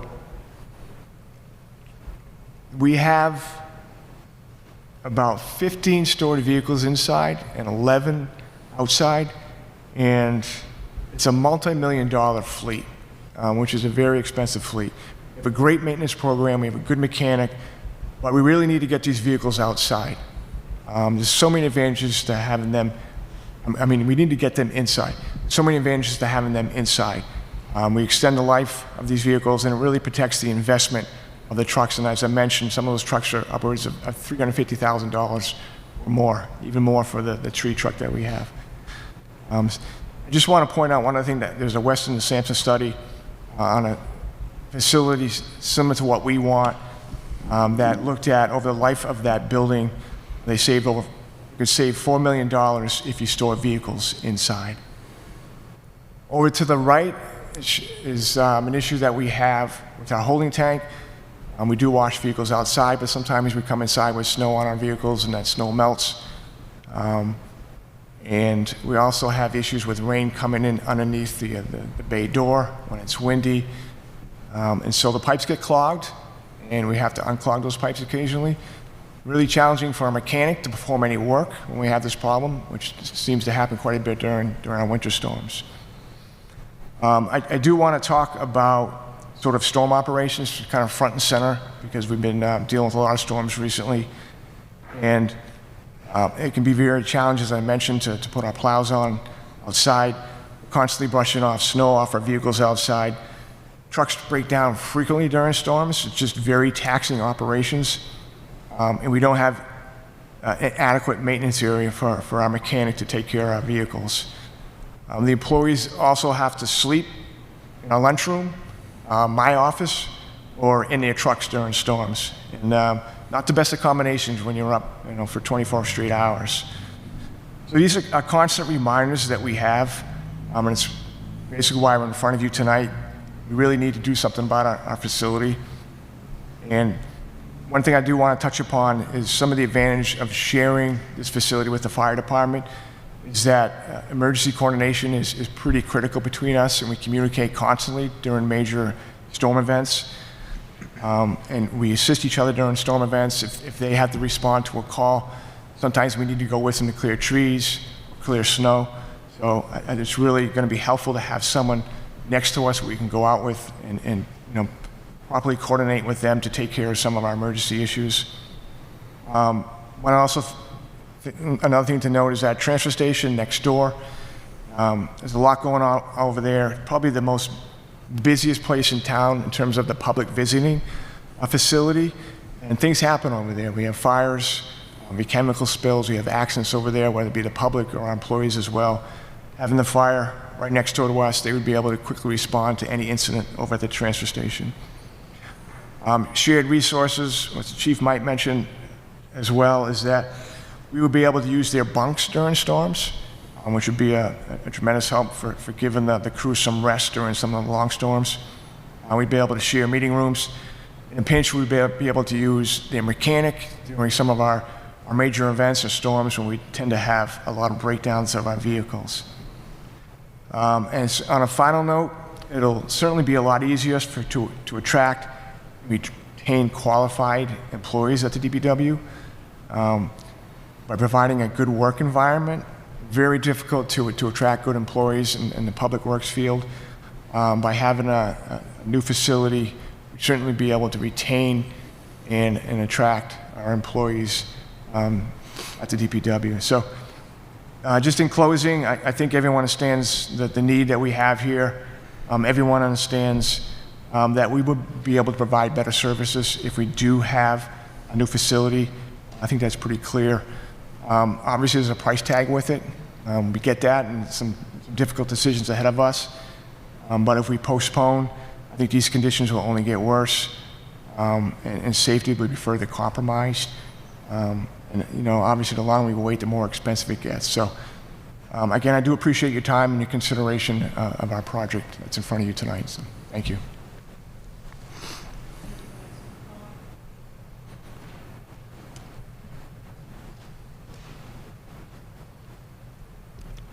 Is that yours? Oops, it's my video. Nice. So just giving you an idea. This is sort of after a storm late at night. And it wasn't a big storm because the vehicles on the left are already in. It's a little too fast, but just a lot of backing up. Just a tight space. So that's what we have to deal with, mobilizing, demobilizing as well. Not ideal. As I said, when you back up, things happen. Good. Thanks.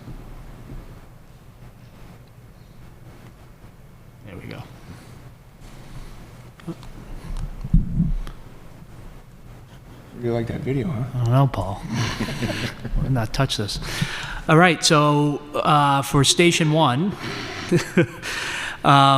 built 1952, so 70-plus years old. It was built when fire trucks were small. So I think one of the things you'll see in the photos is our trucks don't fit anymore, especially our ladder truck. Will not fit in that station, and for us to achieve the highest ranking for the insurance service organization, we need to have that truck downtown, so we only get half credit for that right now. So looking at locations, we looked at multiple locations. We did simulations from different locations. We looked at the current station. We looked at the backup site at the Water District. We looked at a spot near the wing school by where the basketball courts are. And what I settled on is the DPW location for a couple of key reasons. Centrally located. So one of the things they tell you in emergency response is the ability to have east-west, north-south unimpeded movement. So where Station 1 is now, especially in the summertime, we do deal with traffic. Moving it south up to the DPW gets us the east-west response that we look for those second and third calls. And what I mean by that is the station that you live in is not necessarily the station that's going to show up for your emergency. People think I have a station in Forestdale. When I have an incident, that is the station that's going to show up. They may be out on another call. So one of the things that when you do research into public safety, they tell you to take, if you have a triangle for your stations and you pinch that triangle in as tight as it can go so you can expand 5 to 6 minute response town-wide, which is what we've done here with the DPW location. So it gives us north-south on 130, east-west on Route 6, rapid access over the bridge. The other key element is Charles Street. Those townies that are here know that used to be a road. I used to ride it myself. People used to cut through there to avoid traffic.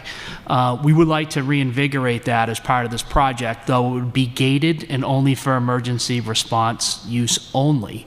But what that does for those folks in the Galloping Hills neighborhood, which full disclosure I grew up in, it will shave 4 to 5 minutes off response time in that neighborhood because they're going to exit the back of the station and take the Charles Street extension up into that neighborhood. So that is pretty significant in terms of response time savings. So I feel just looking at all the options that were on the table, getting Station 1 out of the floodplain, getting it elevated, there is one other secondary benefit.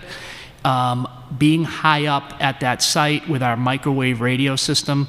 So there's an antenna on the Service Road water tower, there's an antenna on the Quaker Meeting House Road water tower, there's an antenna on the Catuit Road fire station. This would enable another antenna for fail-safe radio communications, which we tested over the summer. So getting that elevated would be helpful also. So that's kind of how we landed on that particular spot.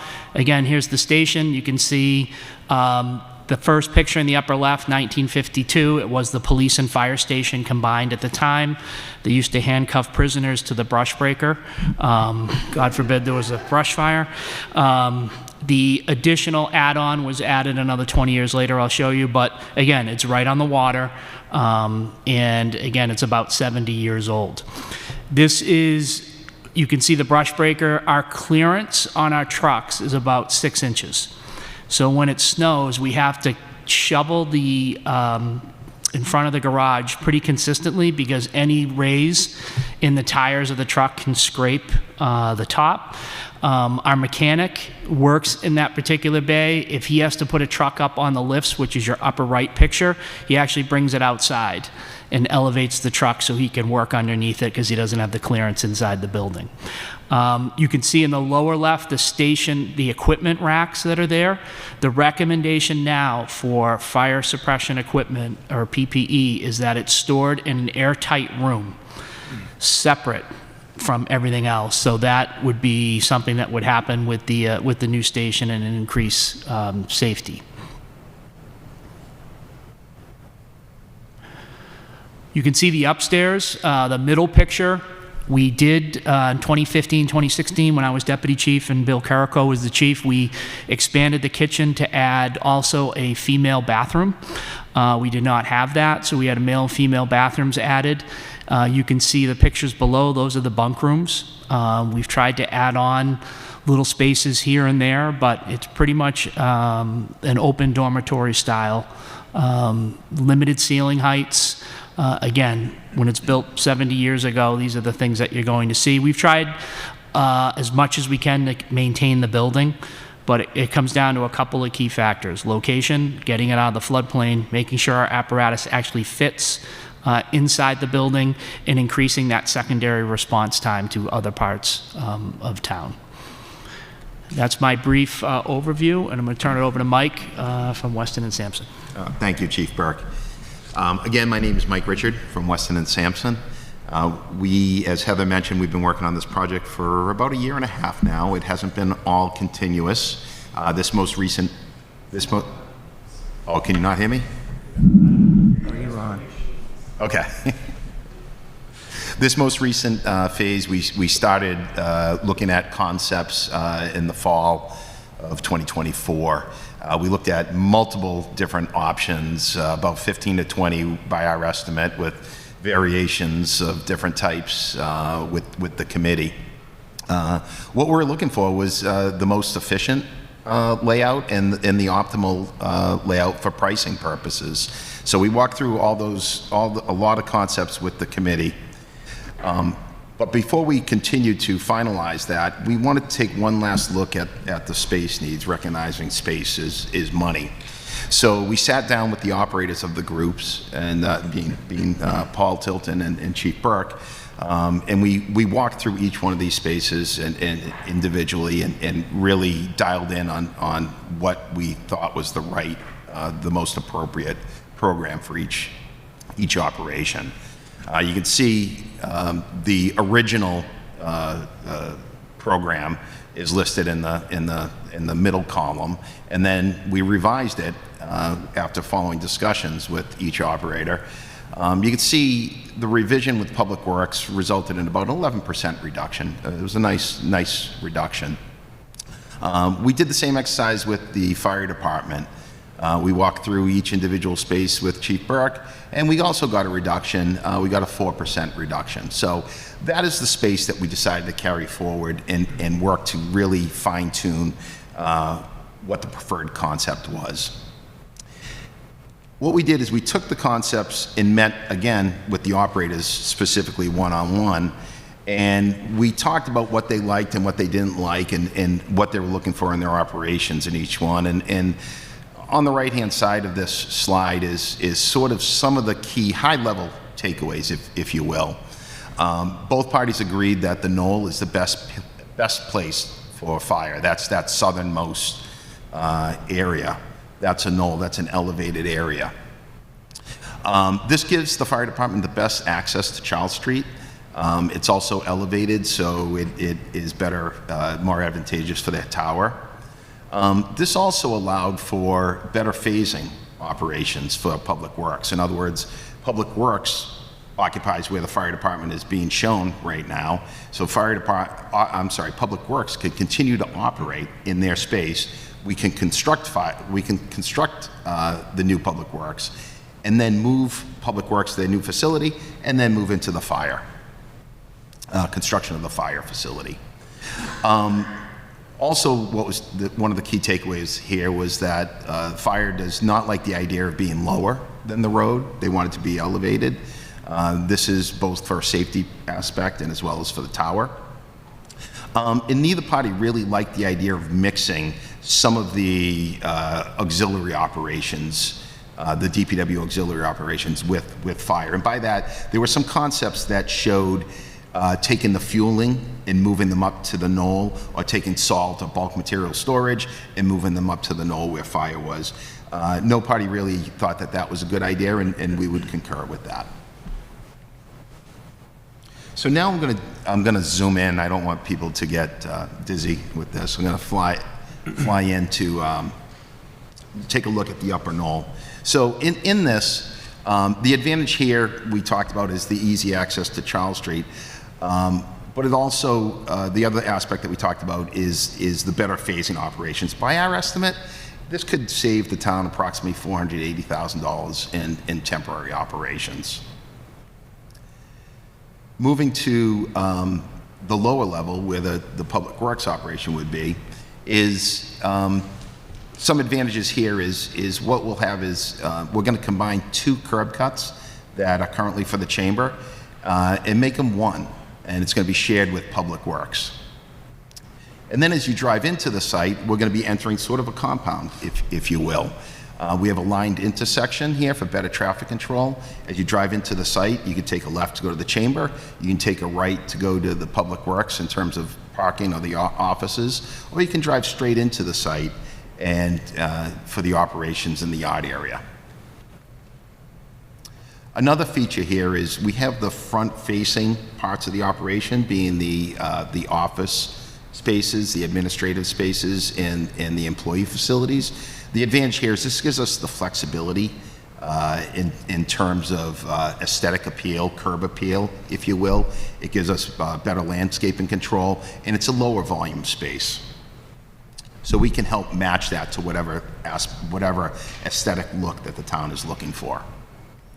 To the rear of the site will be those higher volume spaces, those more utilitarian style, a more utilitarian style look, larger overhead doors, and in sort of an industrial setting. But they'll be set to the back and in a secured operations and yard area. Looking at the site again from a higher level, one of the things, if you're familiar with the site, you'll know that it's on a hill.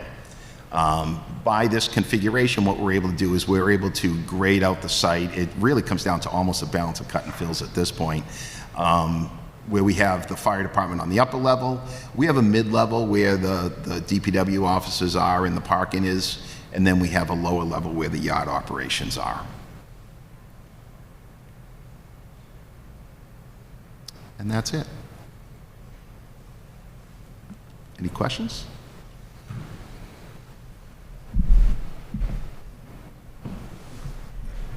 So I was been thinking about this since January 2nd when we first saw it, and I am so in favor for it, and I commend you, Paul, for what you and your crew has been going through. It's, treacherous, and I've been, it's been on my mind, since.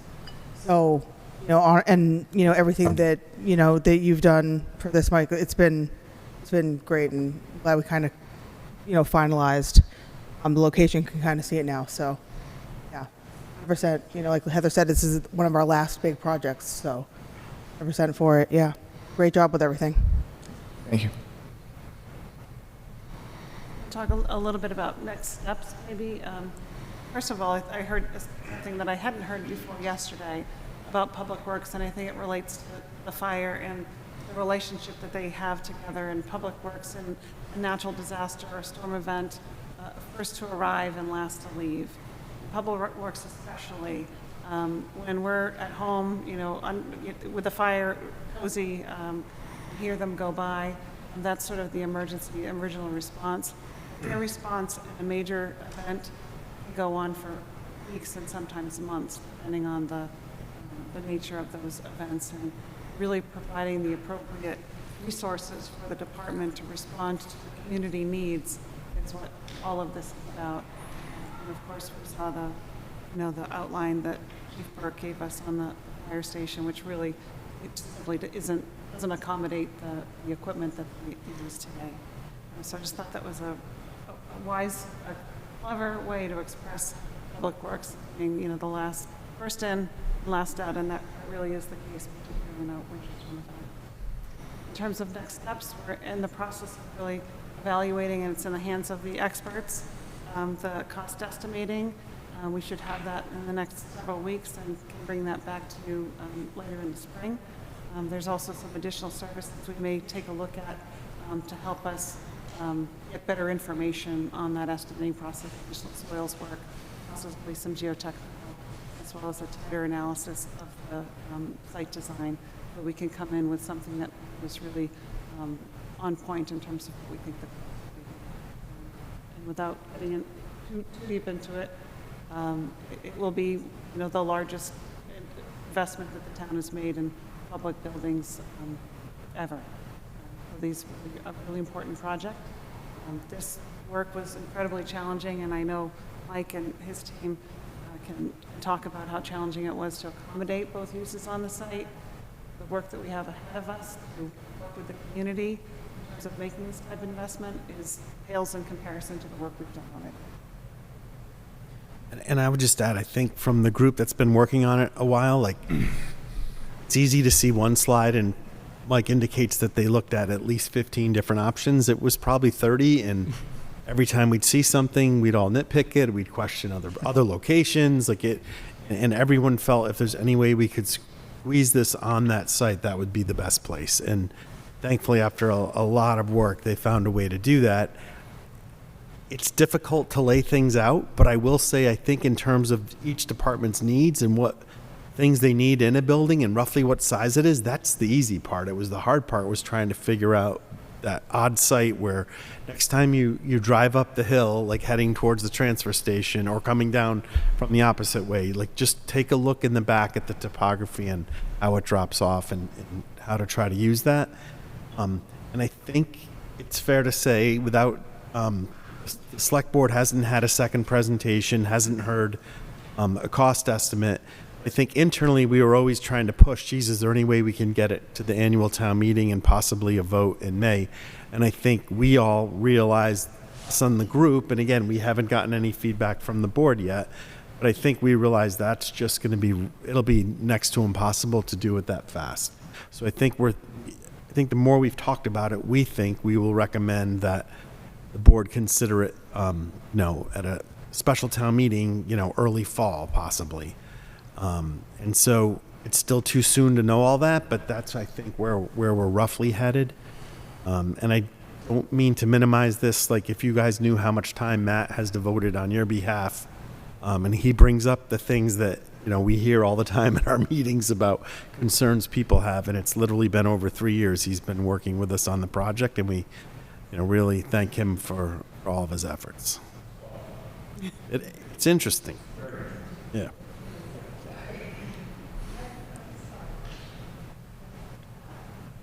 Yeah, the both spaces are, completely substandard. And looks like some real safety issues and other issues. But assuming there's a fall town meeting and there's approvals and financing and funding and this gets underway, what's the sense of timeline? And I'm asking because it's really almost concerning that these spaces will deteriorate further and they need to be in some integral space. So what would be a thought on timeline, assuming everything is swimming? Taylor will talk. Sure. A little bit in our last discussion was feeling like we weren't ready to present this to the community in May, but also knowing there's a sense of urgency, and I'll really credit Chairman Holdren for that comment that, it does concern us. There is a sense of urgency. We've been operating and have, alternative plans should things go awry, particularly for public safety, in place, so we feel, as confident as we can that we can continue to operate, but not indeterminately. Yeah, I think I can answer it from kind of a high level to help put into perspective, the time lengths of things. So, say it goes on to a November election, or it's done in and around, November. From that approval, and then if there's a ballot vote to happen or whatever may take place, from the final approval where the town says the money's approved, you can go, the design team will need, between 10 to 12 months to complete the design at that point. So where it stands now is early schematic design. It's the first stage of design. From there it goes to design development, which is another 6 to 7 months. And then from design development, it goes into construction documents, which is another, 5 to 6 months. So you're really looking at from the day that it's approved and we can go, best case scenario, 10 months, worst case, 12.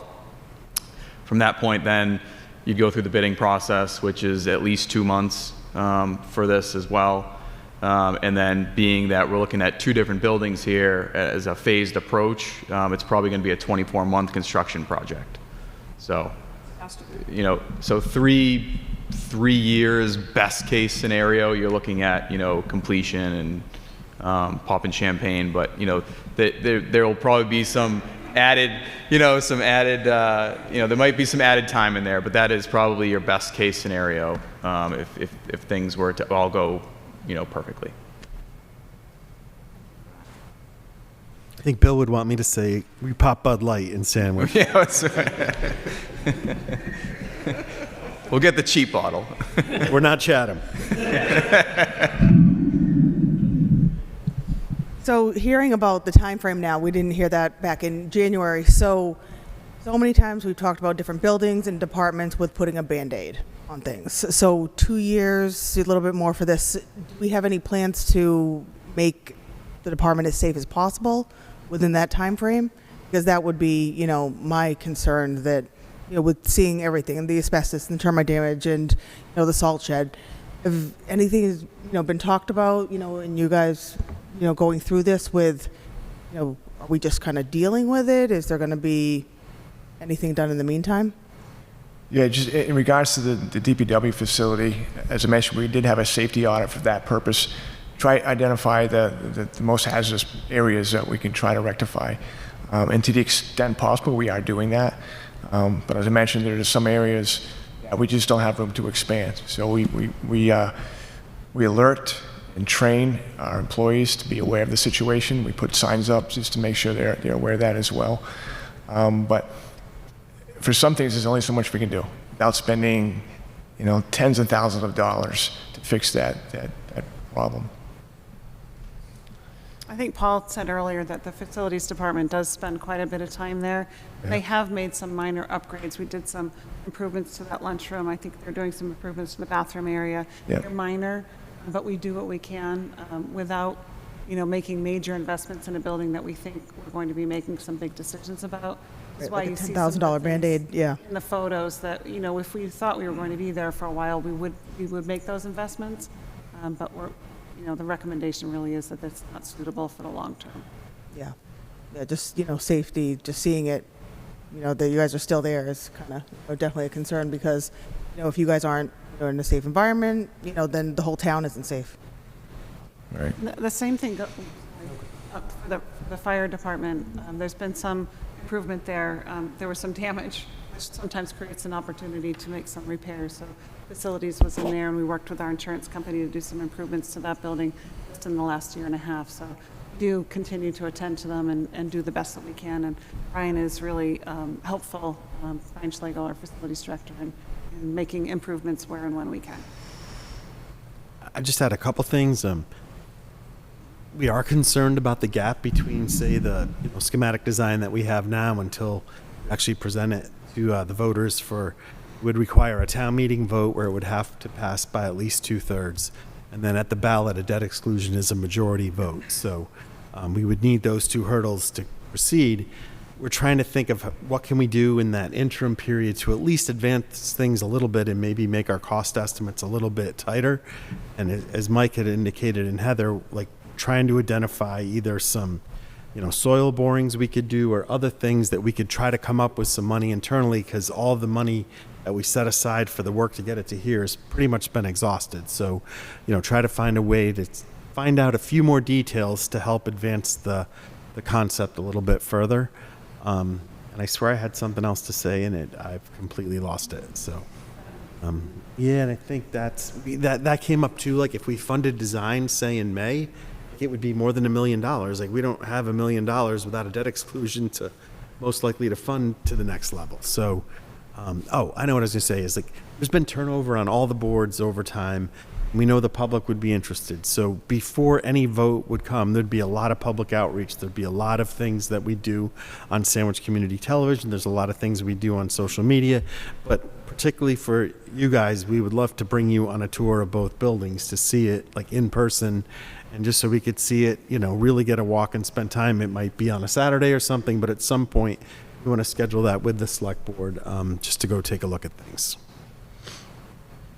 I just add, I think in an in-person visit, the photos are alarming, concerning, but both departments do a really incredible job maintaining what they have. When you get in there, you realize that they take a great amount of care in a very challenging environment in both departments. So that's a real credit to them and their operation. And so we're really proud of work that they've done to maintain what they've got.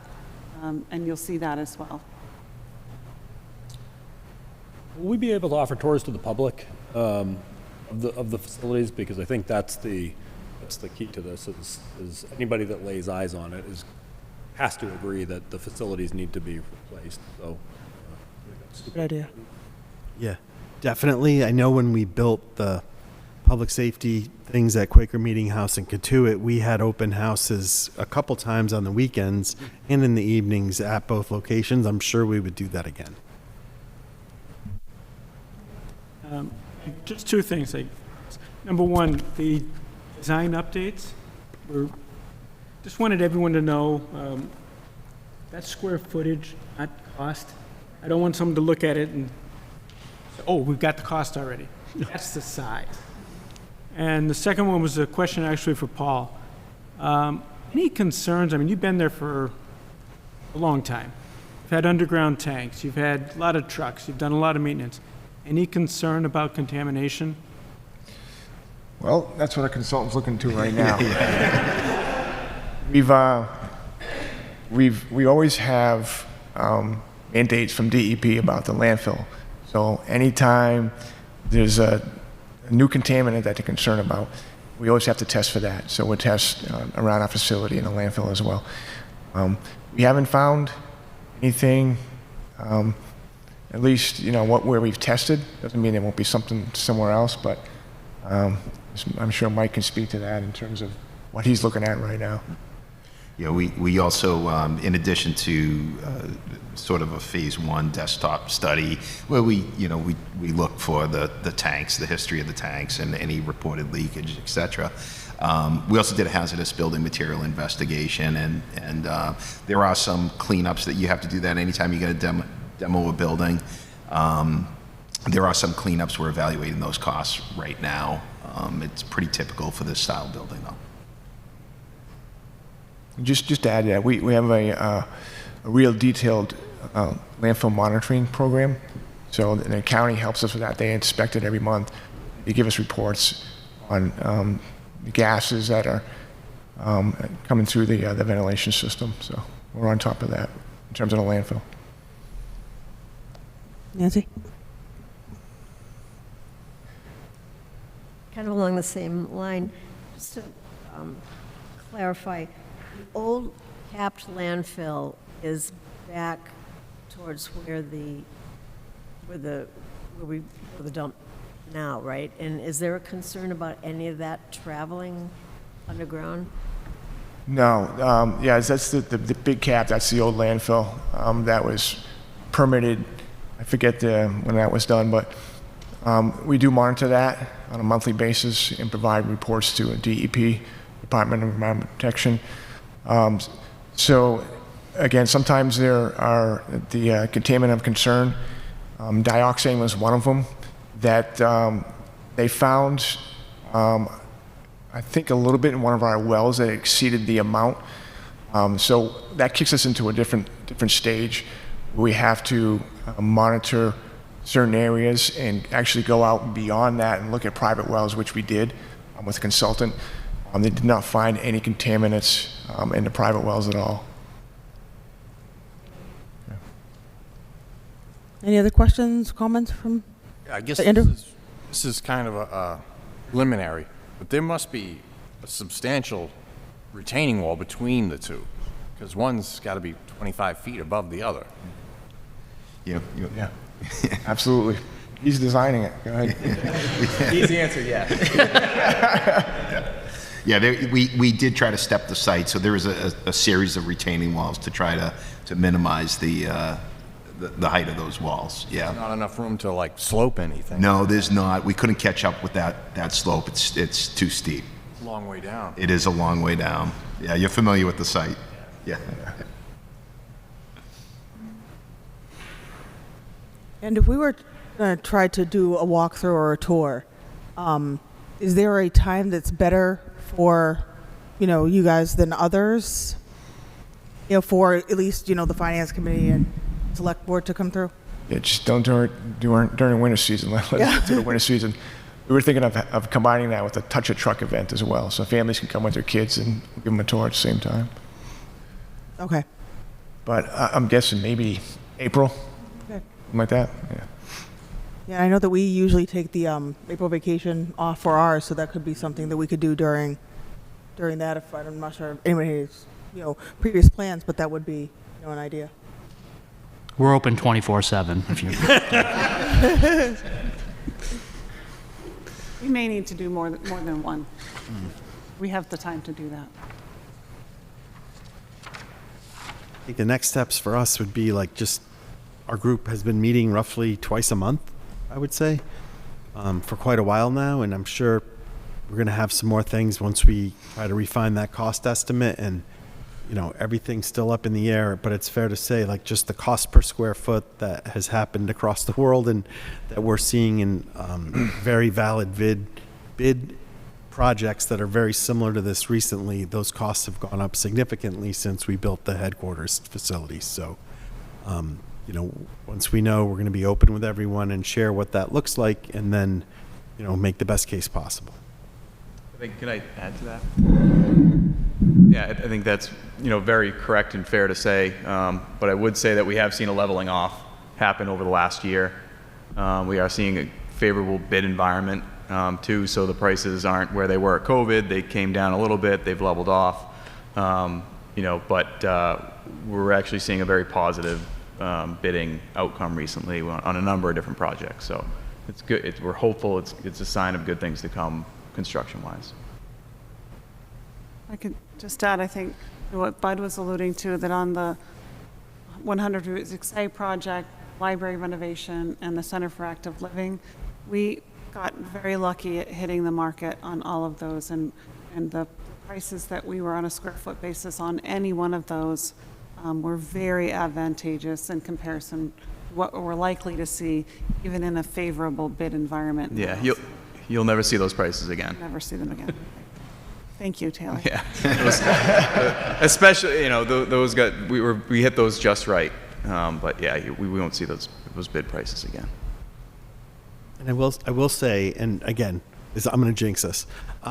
Every larger municipal project that we've done in the last decade, we do 2-3 cost estimates before we get the money and go out to bid, and we have not gone over budget significantly in any of those projects, which is great. Some have come in under, some 100 Route 6A, you find water where you didn't know you had water, but in the scheme of things, that was a cheap project. We found ways to do it without having to go back to town meetings. So I think we have a good track record where once we spend the time to get the best estimates we can, and we're at schematic design now. I know Mike and Taylor will probably say once we get to the final construction design, we'll probably do 2 more cost estimates just to try to be as accurate as possible, and so the public knows what those expenses would be. So we have a track record of like coming in and being accurate with those numbers when the time comes for a vote. I would just say, fire away in terms of questions, concerns, inquiry, any thoughts that you have. The sooner the better, and more frequent, most welcome. And the more that we hear from you and from the community will help us respond in the most effective way possible. And I don't think too much of the public watches our meeting, but for those that do, I think what's really important for the public to keep in mind is that these buildings are absolutely at the end of their useful life. This isn't a want type of project. This is an absolute need, and we are going to be forced to do something, whether it be build a new building or put extensive funding into an outdated building that doesn't meet current modern needs anyhow. And so I think that needs to be kept in mind when evaluating, your thoughts on moving forward with a project of this magnitude. And then one thing that I just noticed here that I didn't hear, that I did hear in January, the lifts for the mechanics. Could you guys just go over that? Because that's another huge need that I think that everyone should know. One of the best investments we made, and thank you for supporting that. A mechanic is thrilled that he doesn't have to get on his back and fix the vehicles anymore. We're constantly using that, especially for our big dump trucks, and very valuable. He can expedite his repairs. We can do repairs that we weren't able to do before. We had to send out So it's just been great having those, so thank you. I will say, like, just to, because, you know, some of the unsung heroes of the town, Seth Cannon, who's the mechanic in the fire department, and Paul Habersky in the DPW, like, most people don't know who they are. They do an incredible job for us, and they're all multi-certified. So mechanic is what they do some of the time. You know, they're firefighter and an EMS officer and out on other DPW regular work as well. So those two people have really helped us and saved us a lot of money through the years. And they have nice personalities. Nice. Okay, anything else from committee? All right. Andrew? No? Sure. All right, well, thank you, gentlemen, so much. This has been great. I've even watched the presentation from the select board when I was rewatching that on Sandwich Community Television. And it's, you know, like I said, you guys have done a great job, and I'm all for it personally. Thank you. Thank you. Appreciate your time. Thank you.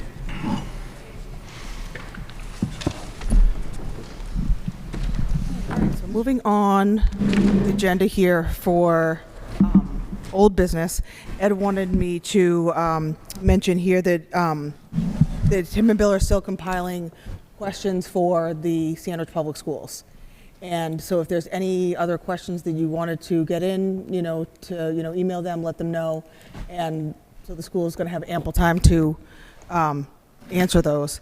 And we did confirm that Robert Fergier will be at the meeting on the 11th for the school board. So those just a couple, old business items there. And Nancy? Do you want those questions to go through you and Ed, though, first? If we have questions for the school? Yeah, you can send them to us, and then and then Bill will work on compiling them and getting them over. All right, and then I don't have anything on new business. Do either of you have anything? I'd just say again, like, the wastewater discussion next week is going to be pretty technical. We're going to cover a lot of things. So I forget how many bullet points our outline has, but literally, Dave, Heather and I were joking, we could spend an hour on each sub number because it's so involved, but we're going to get you that in advance just so it should make things a little bit easier.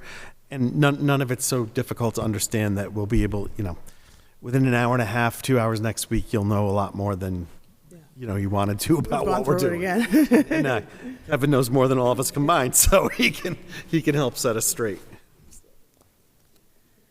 Okay, and then we also added the the public forum to the end of our meeting. So Charlie or Taylor, anything from the two of you? All right, thank you. And closing remarks. We know the next week. I was just gonna, took my sale on that one. It's the wastewater and the WIF. And any other closing remarks for committee? All right. So I would like to adjourn the meeting. I would take a motion to adjourn, please. Can I have a motion? No? Second? All right. All in favor?